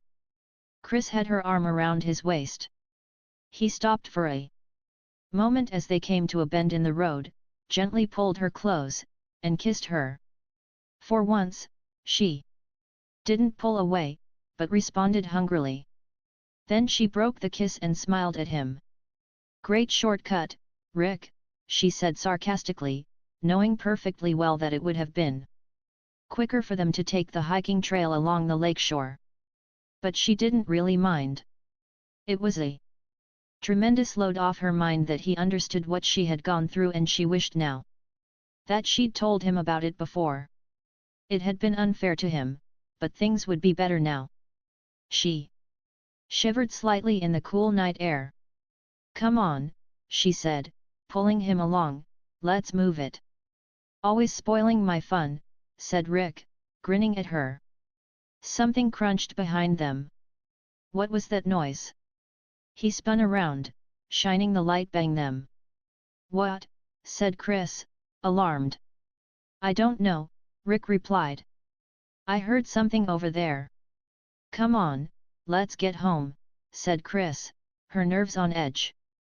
They weren't too far from where she had been attacked. The moon was full, and dark clouds scudded across it. The wind was getting quite strong. They walked quickly down the graded dirt road, their footsteps crunching on the gravel. The leaves were rustling fiercely and the trees were starting to bend. Rick and Chris squinted and leaned forward slightly as they walked. "This wind sure came up," Rick said, squeezing his eyes shut against some wind-blown dust. They turned off the main road and trotted quickly down the drive leading to the house. They crossed the wooden bridge over the dry stream bed and the house came into view as they rounded a stand of pine trees. The windows were all open and the curtains were billowing out. The house was dark, except for the faint golden glow from the fireplace that kept the house from looking completely deserted. "Seems awfully quiet around here," said Chris as they approached the house. "It's hard to believe the wild bunch is already in bed." "Yeah, well, who knows with those guys," Rick said. After that had happened to his car, he wasn't exactly thrilled with Chris' friends. He'd have been just as happy if they weren't around anymore. They climbed up the steps to the porch, Rick lighting the way, and Chris reached for the knob on the front door. She turned it and the door opened a couple of inches, then came to a stop. "Stuck." She frowned and pushed on it, but it wouldn't budge. "I can't get this door open," she said, glancing at Rick. "There's something behind it." "Here, take this," said Rick, handing her the flashlight. "Let me do it." He grasped the knob and shoved the door, putting his shoulder to it, forcing it open with a scraping sound. He got it open wide enough for them to slip inside. "Oh, no wonder," he said as soon as they got in. "Somebody put this chair there." He moved the wooden kitchen chair aside, thinking at first that the others put it there as a prank, but then he frowned as she sniffed the air. "Something's burning," he said. "Look at the stove." He tried the light switch as Chris went quickly to the kitchen. He flicked the switch several times, up and down, with no result. Something was definitely wrong here, he thought. He followed Chris into the kitchen. "Oh, real smart," she said, holding a charred pot with a towel around the handle. Inside it were the remains of blackened, smoking popcorn. She turned off the burner, dumped the smoking pot into the sink and ran cold water over it. She made a face as a cloud of steam rose up from the charred pot. "The lights aren't working, either," Rick said. Chris stared at him, perplexed. "What's going on around here?" "I don't know," said Rick sourly. "You tell me." "They're your friends." His tone clearly indicated his disapproval. "Listen, I'm going to go on out to the living room and check out what's going on out there." He half expected to find them crashed out on the couch, stoned to the gills. And if that was the case, despite the fact that they were Chris' friends, he was going to give them hell about it. They might have burned the house down. He went into the living room, but it was empty, although the logs in the fireplace were burning brightly. After trying the light switches in the living room, he discovered they didn't work, either. The power must be out throughout the house, he thought. The main fuse was probably blown. "Andy? Debbie," he called out, glancing up at the second-floor balcony. "You guys up there? Anybody here?" He went back into the kitchen. Chris was scrubbing out the pot with steel wool by the light of a kerosene lamp. "Everybody else has taken off and left us," he said. She looked up at him with surprise. "They wouldn't do that." Maybe not, he thought. And the van was still parked outside. But he couldn't think of any other explanation for this kind of strange behavior. In weather like this, they certainly wouldn't be down by the lake, would they? Perhaps they were outside in the barn. If this was all some sort of prank they were playing, it wasn't very funny. "Well, I don't know what's going on," said Rick, "but I'm going to go outside and take a look around." "Rick, wait!" Chris called after him as he went out the door. "I want to come with you." She quickly rinsed off the pot and put it on the counter, then ran after him, wiping her hands on her jeans. Outside, Rick ran down the porch steps and walked around the side of the house, heading toward the barn. He heard the crunch of a heavy footstep on the gravel. "Andy," he said. "Is that you?" He started to turn when he was suddenly seized from behind. "Rick!" Chris called, coming into the living room. She looked around, but the living room was empty. He must have already gone outside, she thought. She suddenly felt creepy standing all alone in the empty house. She went up toward the front door and opened it, hesitating before going out on the front porch. She felt nervous about going outside. She stepped out onto the front porch and looked around. He was nowhere in sight. "Rick!" she called out nervously. Rick was only about 20 feet away, but he couldn't answer her. A large, calloused hand was clamped over his mouth and nose, holding him so that he couldn't breathe. A powerful arm was wrapped around his chest, pinning his arms to his sides and immobilizing him. His feet were off the ground, and though he kicked and struggled with all his might, he couldn't break loose or even shout out to warn Chris. Jason held him as easily as if he were an infant. Chris stood out on the front porch for a moment, looking out into the darkness, then decided to go back inside. As she closed the door behind her, Jason placed his hands on either side of Rick's head and began to squeeze. Rick gulped for air and started to scream, but the pressure was so great that it felt as if his skull were being crushed in a winepress.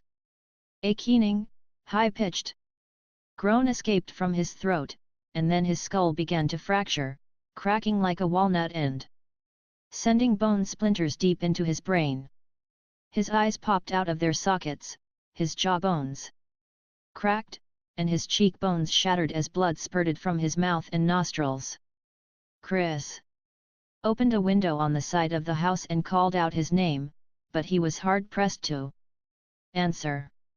After closing the window, Chris headed back toward the kitchen, wishing Rick will come back soon so that he could do something about the lights. She started and jerked back as something dripped onto her head from above. She looked up. A steady trickle of water was coming down from overhead. "Oh," she said. "Where's that coming from?" Frowning, she picked up the lantern and went up the spiral staircase to the second floor. Balcony. Maybe they were upstairs all along, but they simply weren't answering, she thought. Hell, if they were fooling around up in the bathroom and they flooded the damn place. "I don't know what kind of game you guys are playin'," she called out, "but I don't like it." There was no response.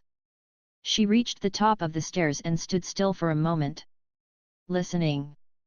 "Debbie? You guys up here?" She stopped in front of the bathroom door. What the hell were they doing in there in the dark? Her foot stepped into a puddle formed by the water seeping out from underneath the door. Through the door, she could hear the sound of water running. "Hey, come on, you guy," she shouted, pushing in the door. "You're wrecking the house."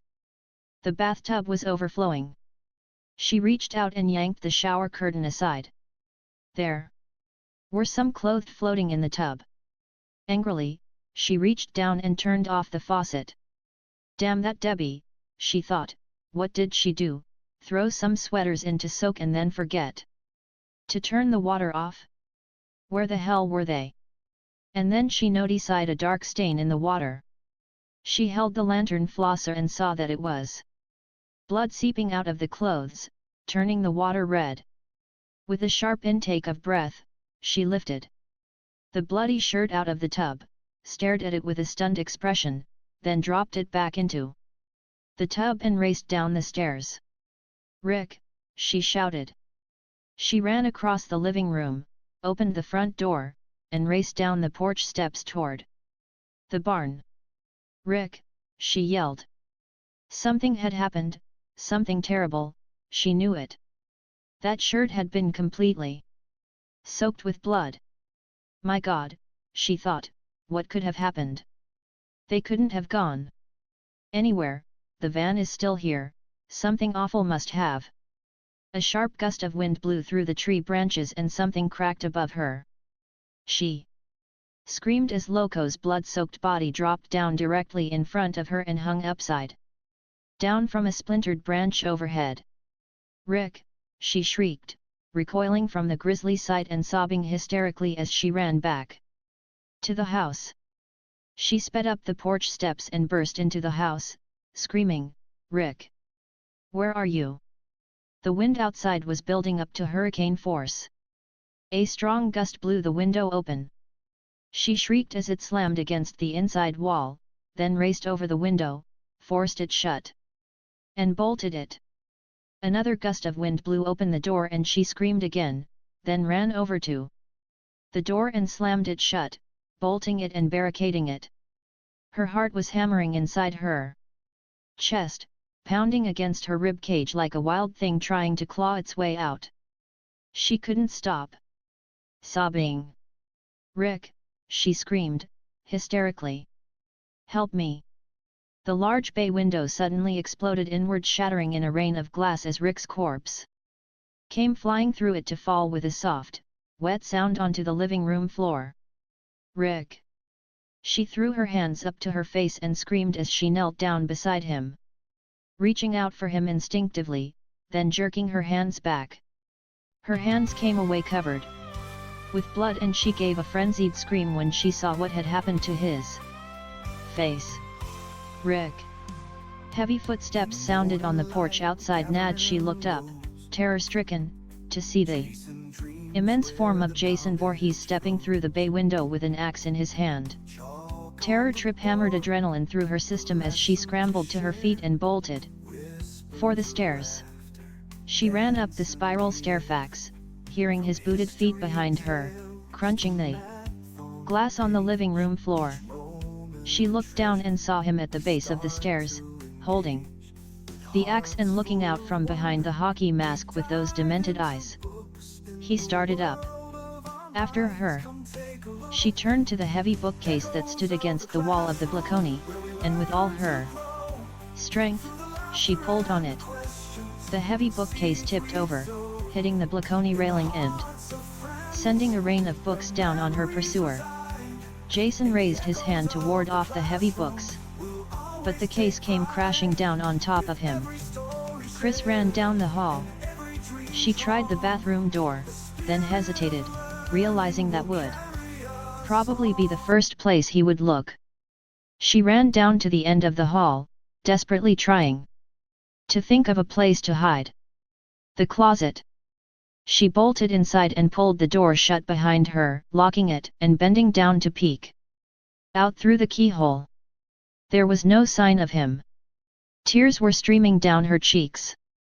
Sobbing and hyperventilating, she bit down on her knuckles to try and keep herself from making a noise. He'll check the bathroom, then the bedrooms, and when he passes the closet and goes into Shelley's room, I'll have a chance to run back down the hall and get downstairs and out the front door. She leaned forward and looked out through the keyhole once again. The hallway was empty, and everything seemed quiet. Maybe the falling bookcase had killed him, she thought. Swallowing hard and trying to make herself think straight, fighting the mindless panic that was welling up inside her. What if it had only knocked him out? What if she went out there and ran into him as he was on his way up the stairs to get her? She closed her eyes and bit her lower lip hard enough to draw blood. Then, clenching her hands into fists in an effort to keep herself under control, she squeezed herself back in behind the clothes hanging on the bar. And then she bumped into someone.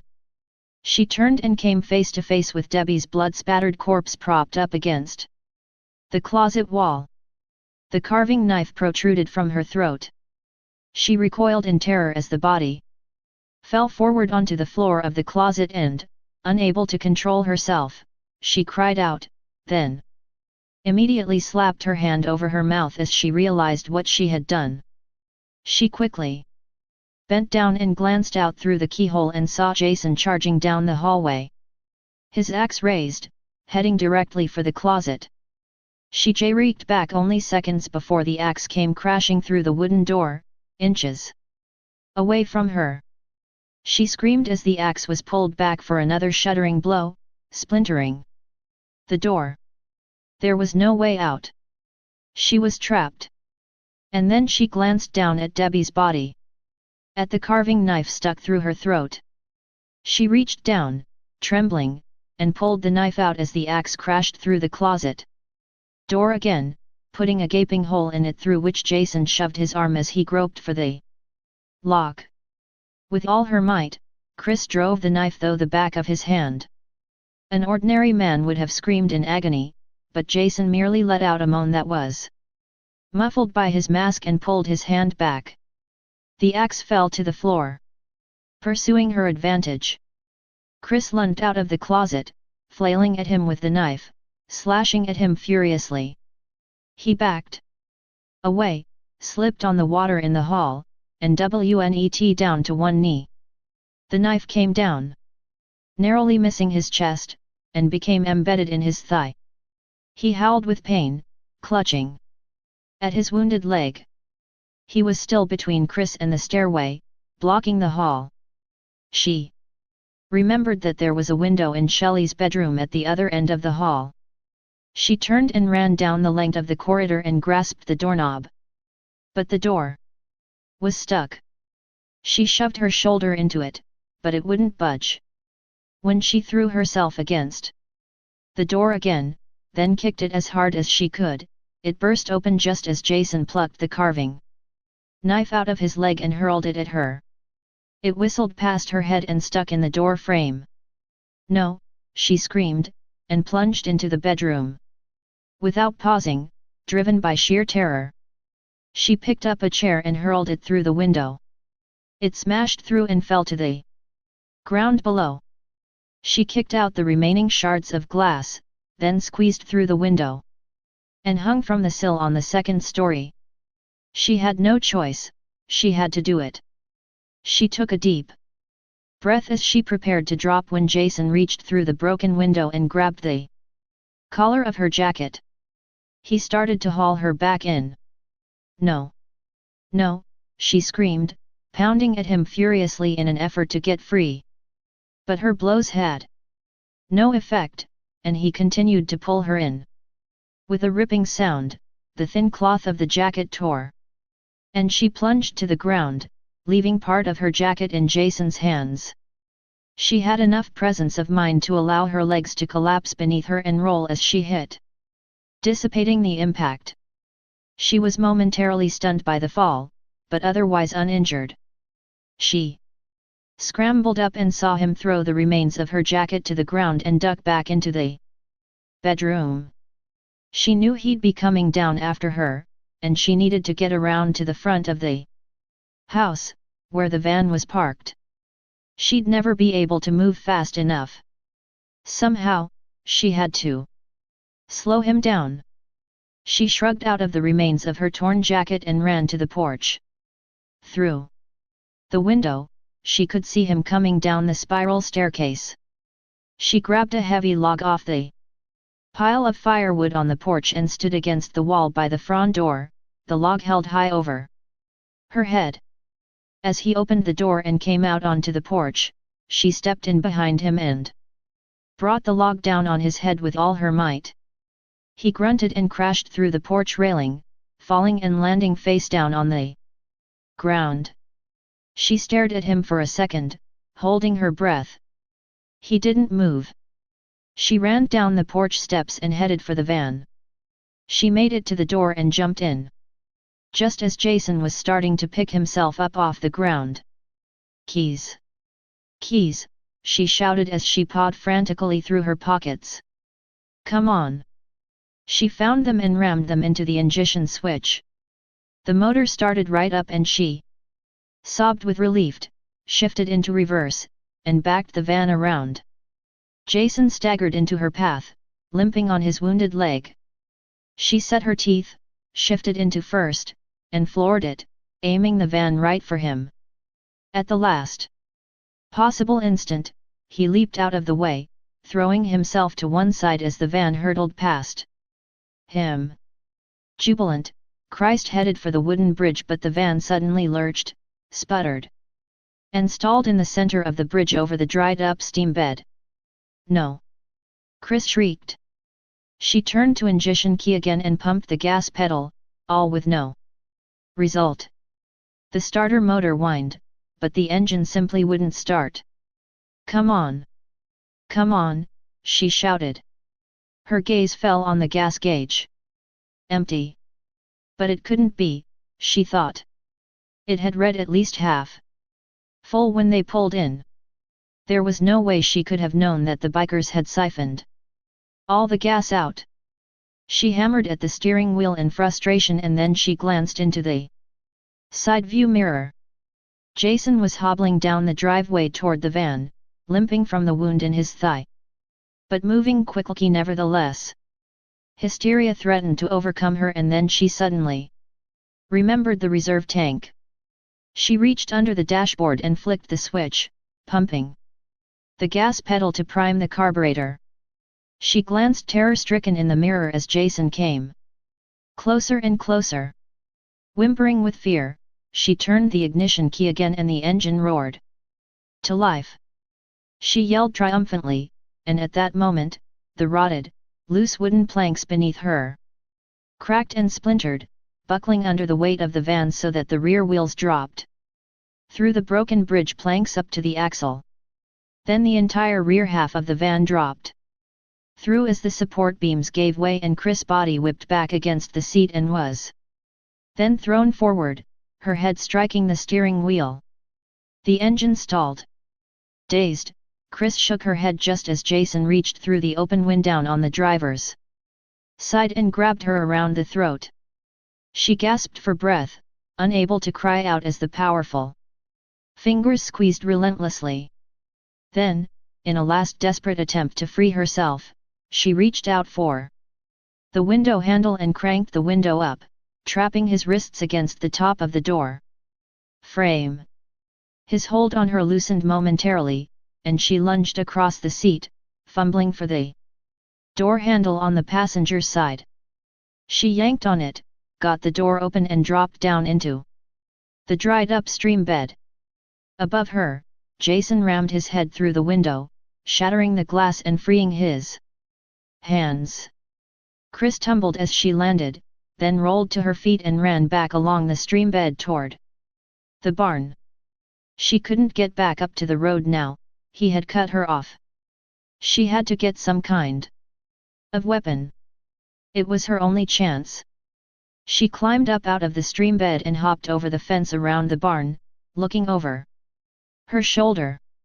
Jason was dropping down into the stream bed after her, hobbling quickly on his wounded leg, as unstoppable as a juggernaut. She ran around the front of the barn and struggled to pull the door open against the fire-sully blowing wind.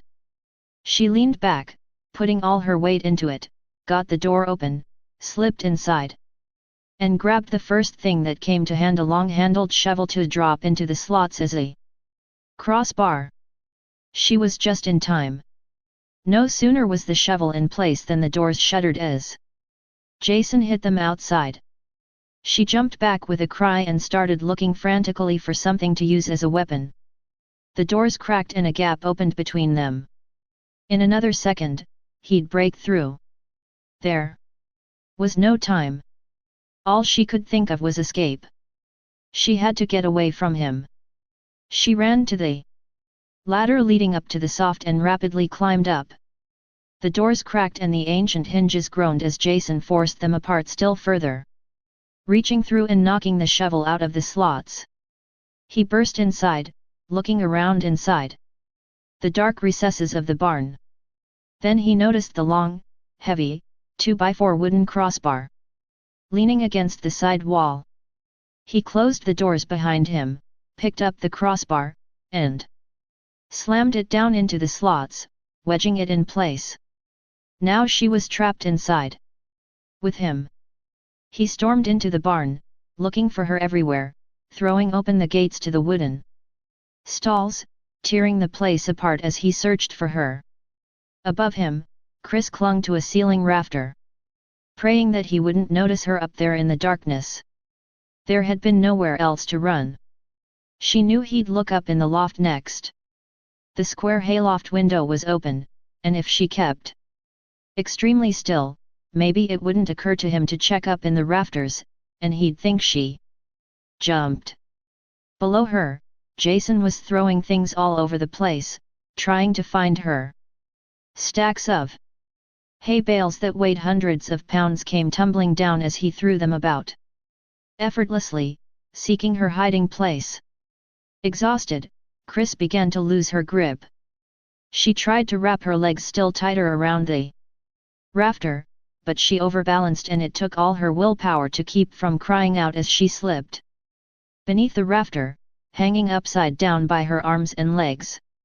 As Jason moved around below her, she felt her strength ebbing rapidly and knew that she wouldn't last much longer.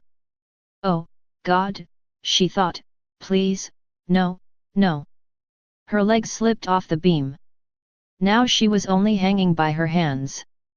Her arms felt as if they were on fire as she desperately tried to hold on, but it was useless. She felt herself losing her grip and she looked down. Jason was directly below her. She fell. She landed right on top of him and they both crashed to the dirt floor of the barn. She scrambled up immediately, driven by stark terror, and bolted for the door. Behind her, Jason slowly recovered from the shock of the impact and pushed himself up off the ground. Chris grabbed the wooden crossbar and pushing up on it, but it was firmly wedged inside the iron slots and she couldn't even budge it. She cried out, throwing all her strength against it, but it was useless. Behind her, Jason rose to his feet and picked up the machete he had used earlier on Andy. There was dried blood on the blade. Chris, still struggling with the crossbar, looked over her shoulder and screamed as he raised the machete and lunged at her. She leaped out of the way just in time as the blade whistled through the air and embedded itself deeply in the barn door.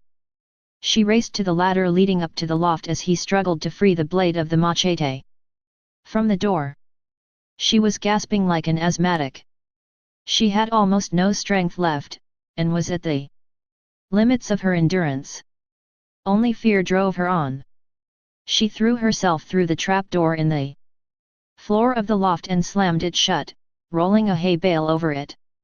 Then she looked around madly for anything that she could use to defend herself. A long-handled shovel was lying on top of a stack of hay bales. She grabbed it and hid behind the stack, breathing like a long-distance runner. After a marathon, as she desperately tried to think of what to do. He'd be up after her any moment. Jason yanked the machete free from the wooden door and turned to go after her. Several small pieces of straw drifted down from overhead, having fallen between cracks in the floorboards of the loft.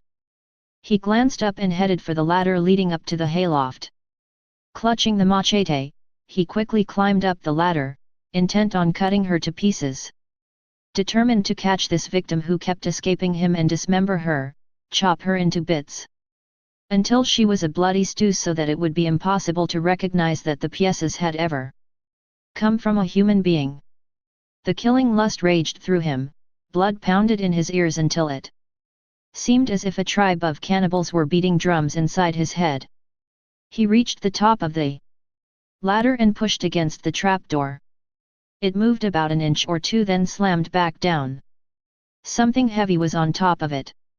In a fury, he shoved against it with all his might. The hay bale holding it down was knocked loose and the trapdoor slammed open, striking against the hayloft floor with a crack that sounded like a rifle shot.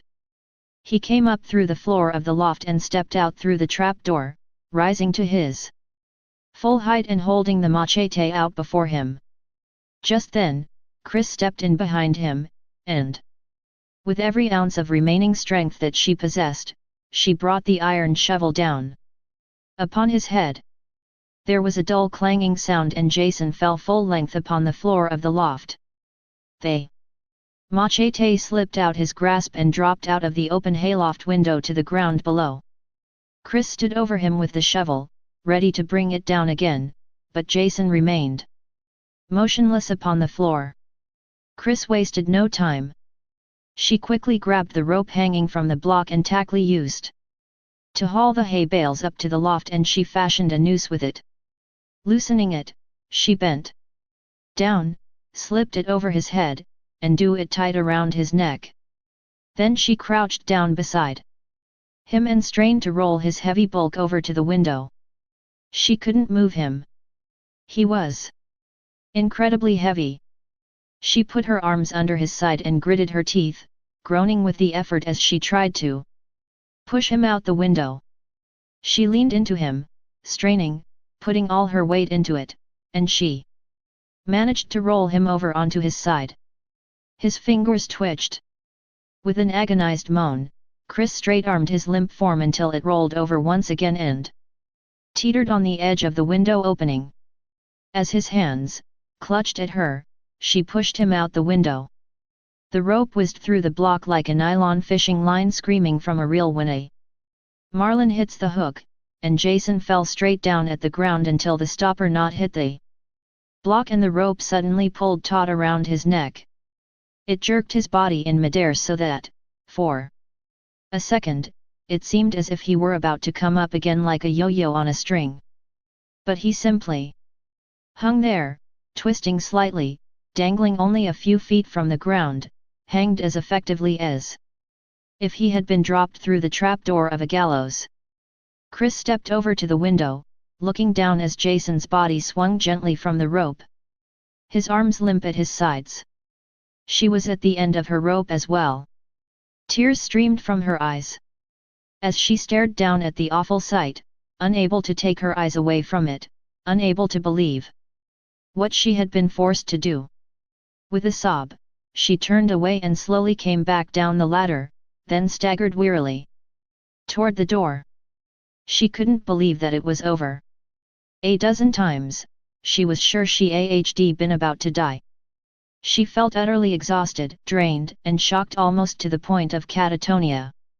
She tried to push the wooden crossbar up out of the slots, but it was hopeless. She couldn't budge it. For a moment, she sagged against the doors, crying quietly. She looked around, trying to think how she would get the doors open, and her gaze fell on a large, rusted iron pulley wheel hanging from a peg in the wall. She took the pulley down, held it in both hands, drew a deep breath, and swung it hard against the underside of the wooden crossbar. Once, twice, 3 times. She kept pounding at it until, finally, the crossbar moved up slightly as she jarred it loose. She dropped the iron pulley wheel to the ground, and with an effort, lifted the crossbar out of the slots and dropped it to the floor. She grabbed the door handles and leaned back, pulling the barn doors open. There, Jason's body was suspended directly in front of her about 3 feet off the ground. She stepped back, staring at him numbly. The cold wind blew in through the open doors, blowing her hair, making his body sway slightly on the end of the rope, and suddenly his eyes snapped open. "No," she screamed, recoiling from the impossible sight. "No. You can't be alive." She retreated back into the barn in stunned disbelief as Jason brought his arm up and grasped the rope just above the noose around his neck. With one arm, he hoisted himself up on the rope, giving it some slack, and with his other hand, he pulled at the noose, loosening it and drawing it up over his head. As he pulled the noose off, his mask slipped and Chris saw his hideously misshapen face, a grotesque vision straight out of her worst nightmares. "It's you," she cried, shaking her head and backing away from him. "No. No. No." It all came back to her as she recognized him from the horrible night in the woods when he had attacked her and she had blacked out.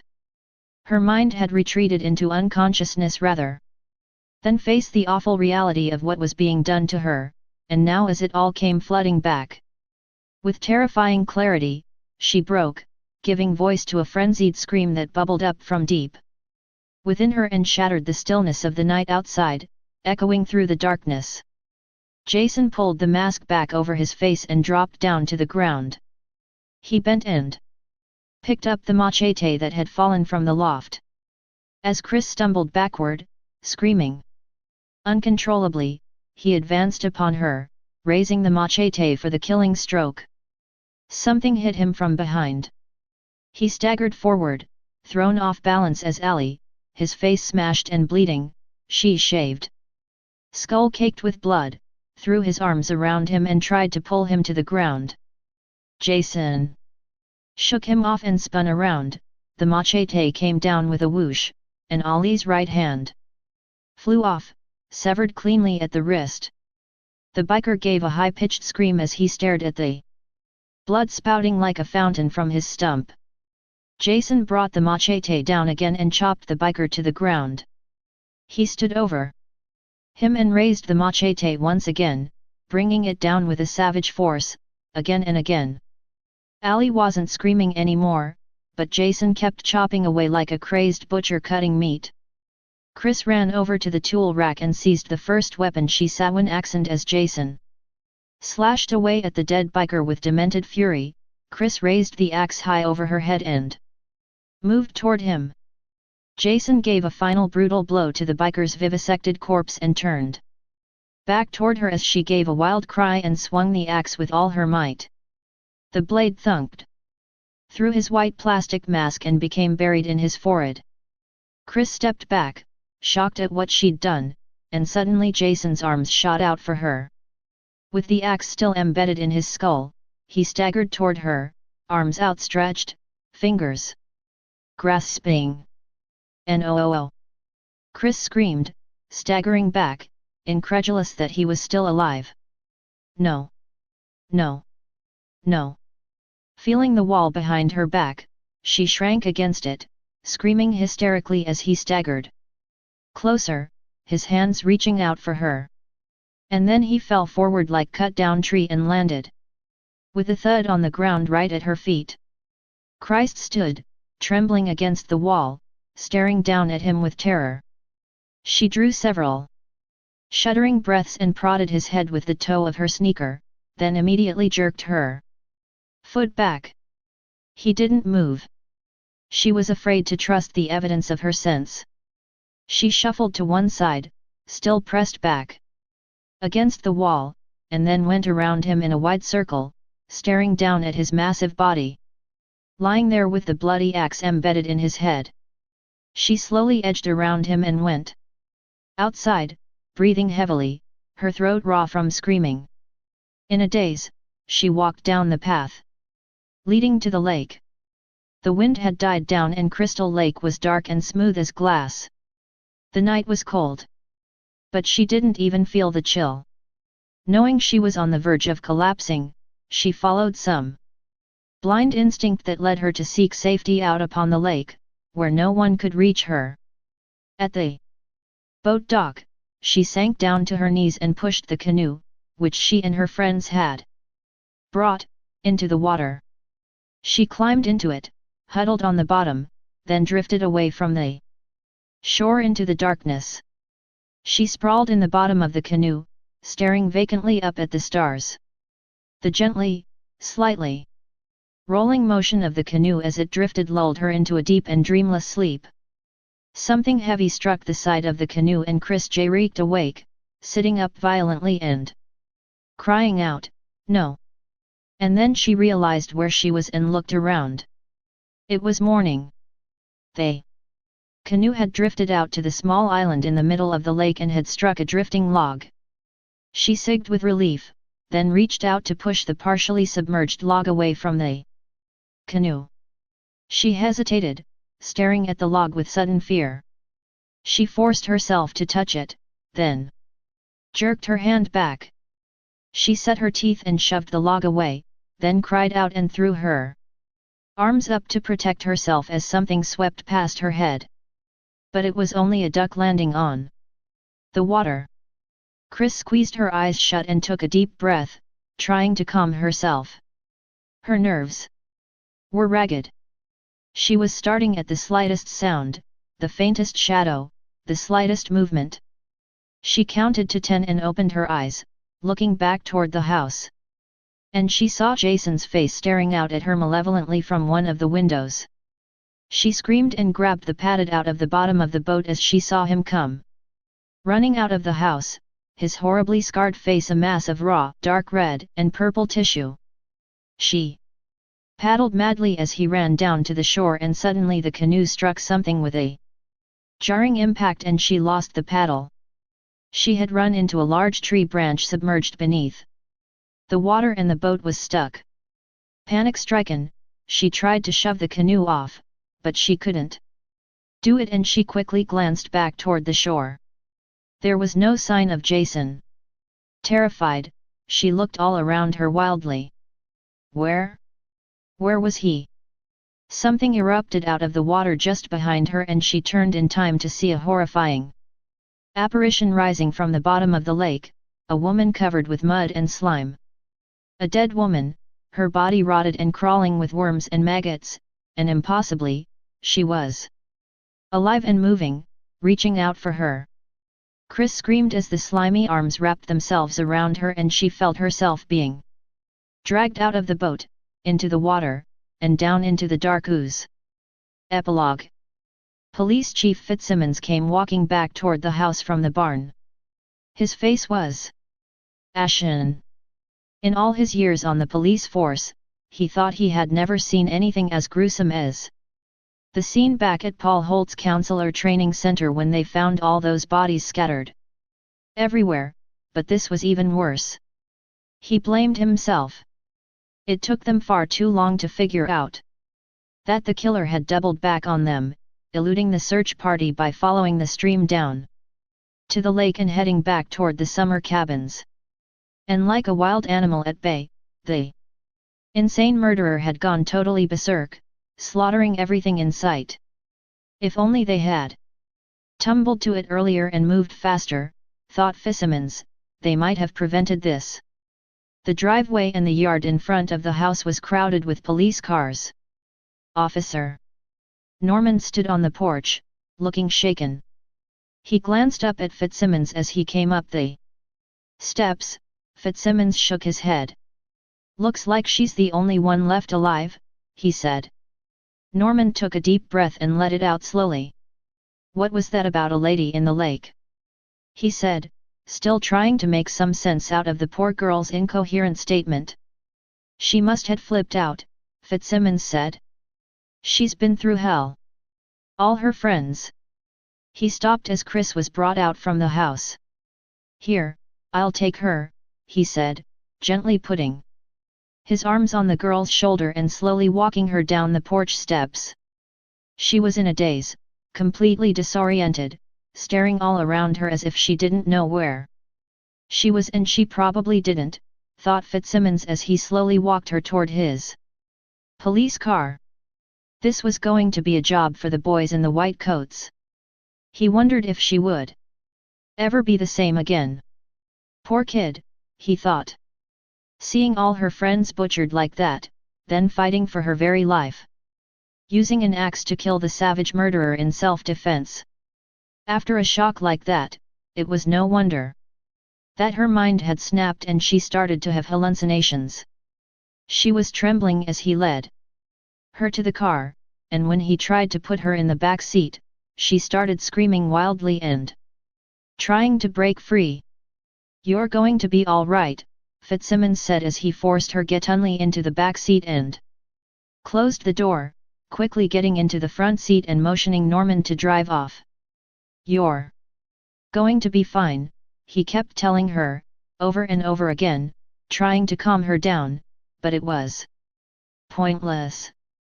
She kept screaming at the top of her lungs and trying to tear away the metal grate separating the back seat from the front, bloodying her fingers as she clawed desperately at the wire mesh. The police car drove slowly across the damaged wooden bridge. The van had been hauled out and towed away, and the splintered planks and cracked support beams groaned as the squad car passed carefully over the gaping holes where the van's rear tires had gone through.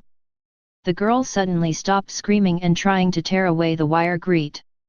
She lunged back, turning to gaze wild-eyed through the rear window at the open doors of the barn. The body of Jason Voorhees was visible through the open doors, lying on the ground just inside the barn with an axe embedded in its head. That's right, kid, Fitzsimmons said gently. He's dead. You don't have to be afraid. He won't bother you anymore. He won't bother anyone ever again. It's over now. It's over. But she just kept staring out through the rear window as they drove away. She simply kept on staring and shaking her head.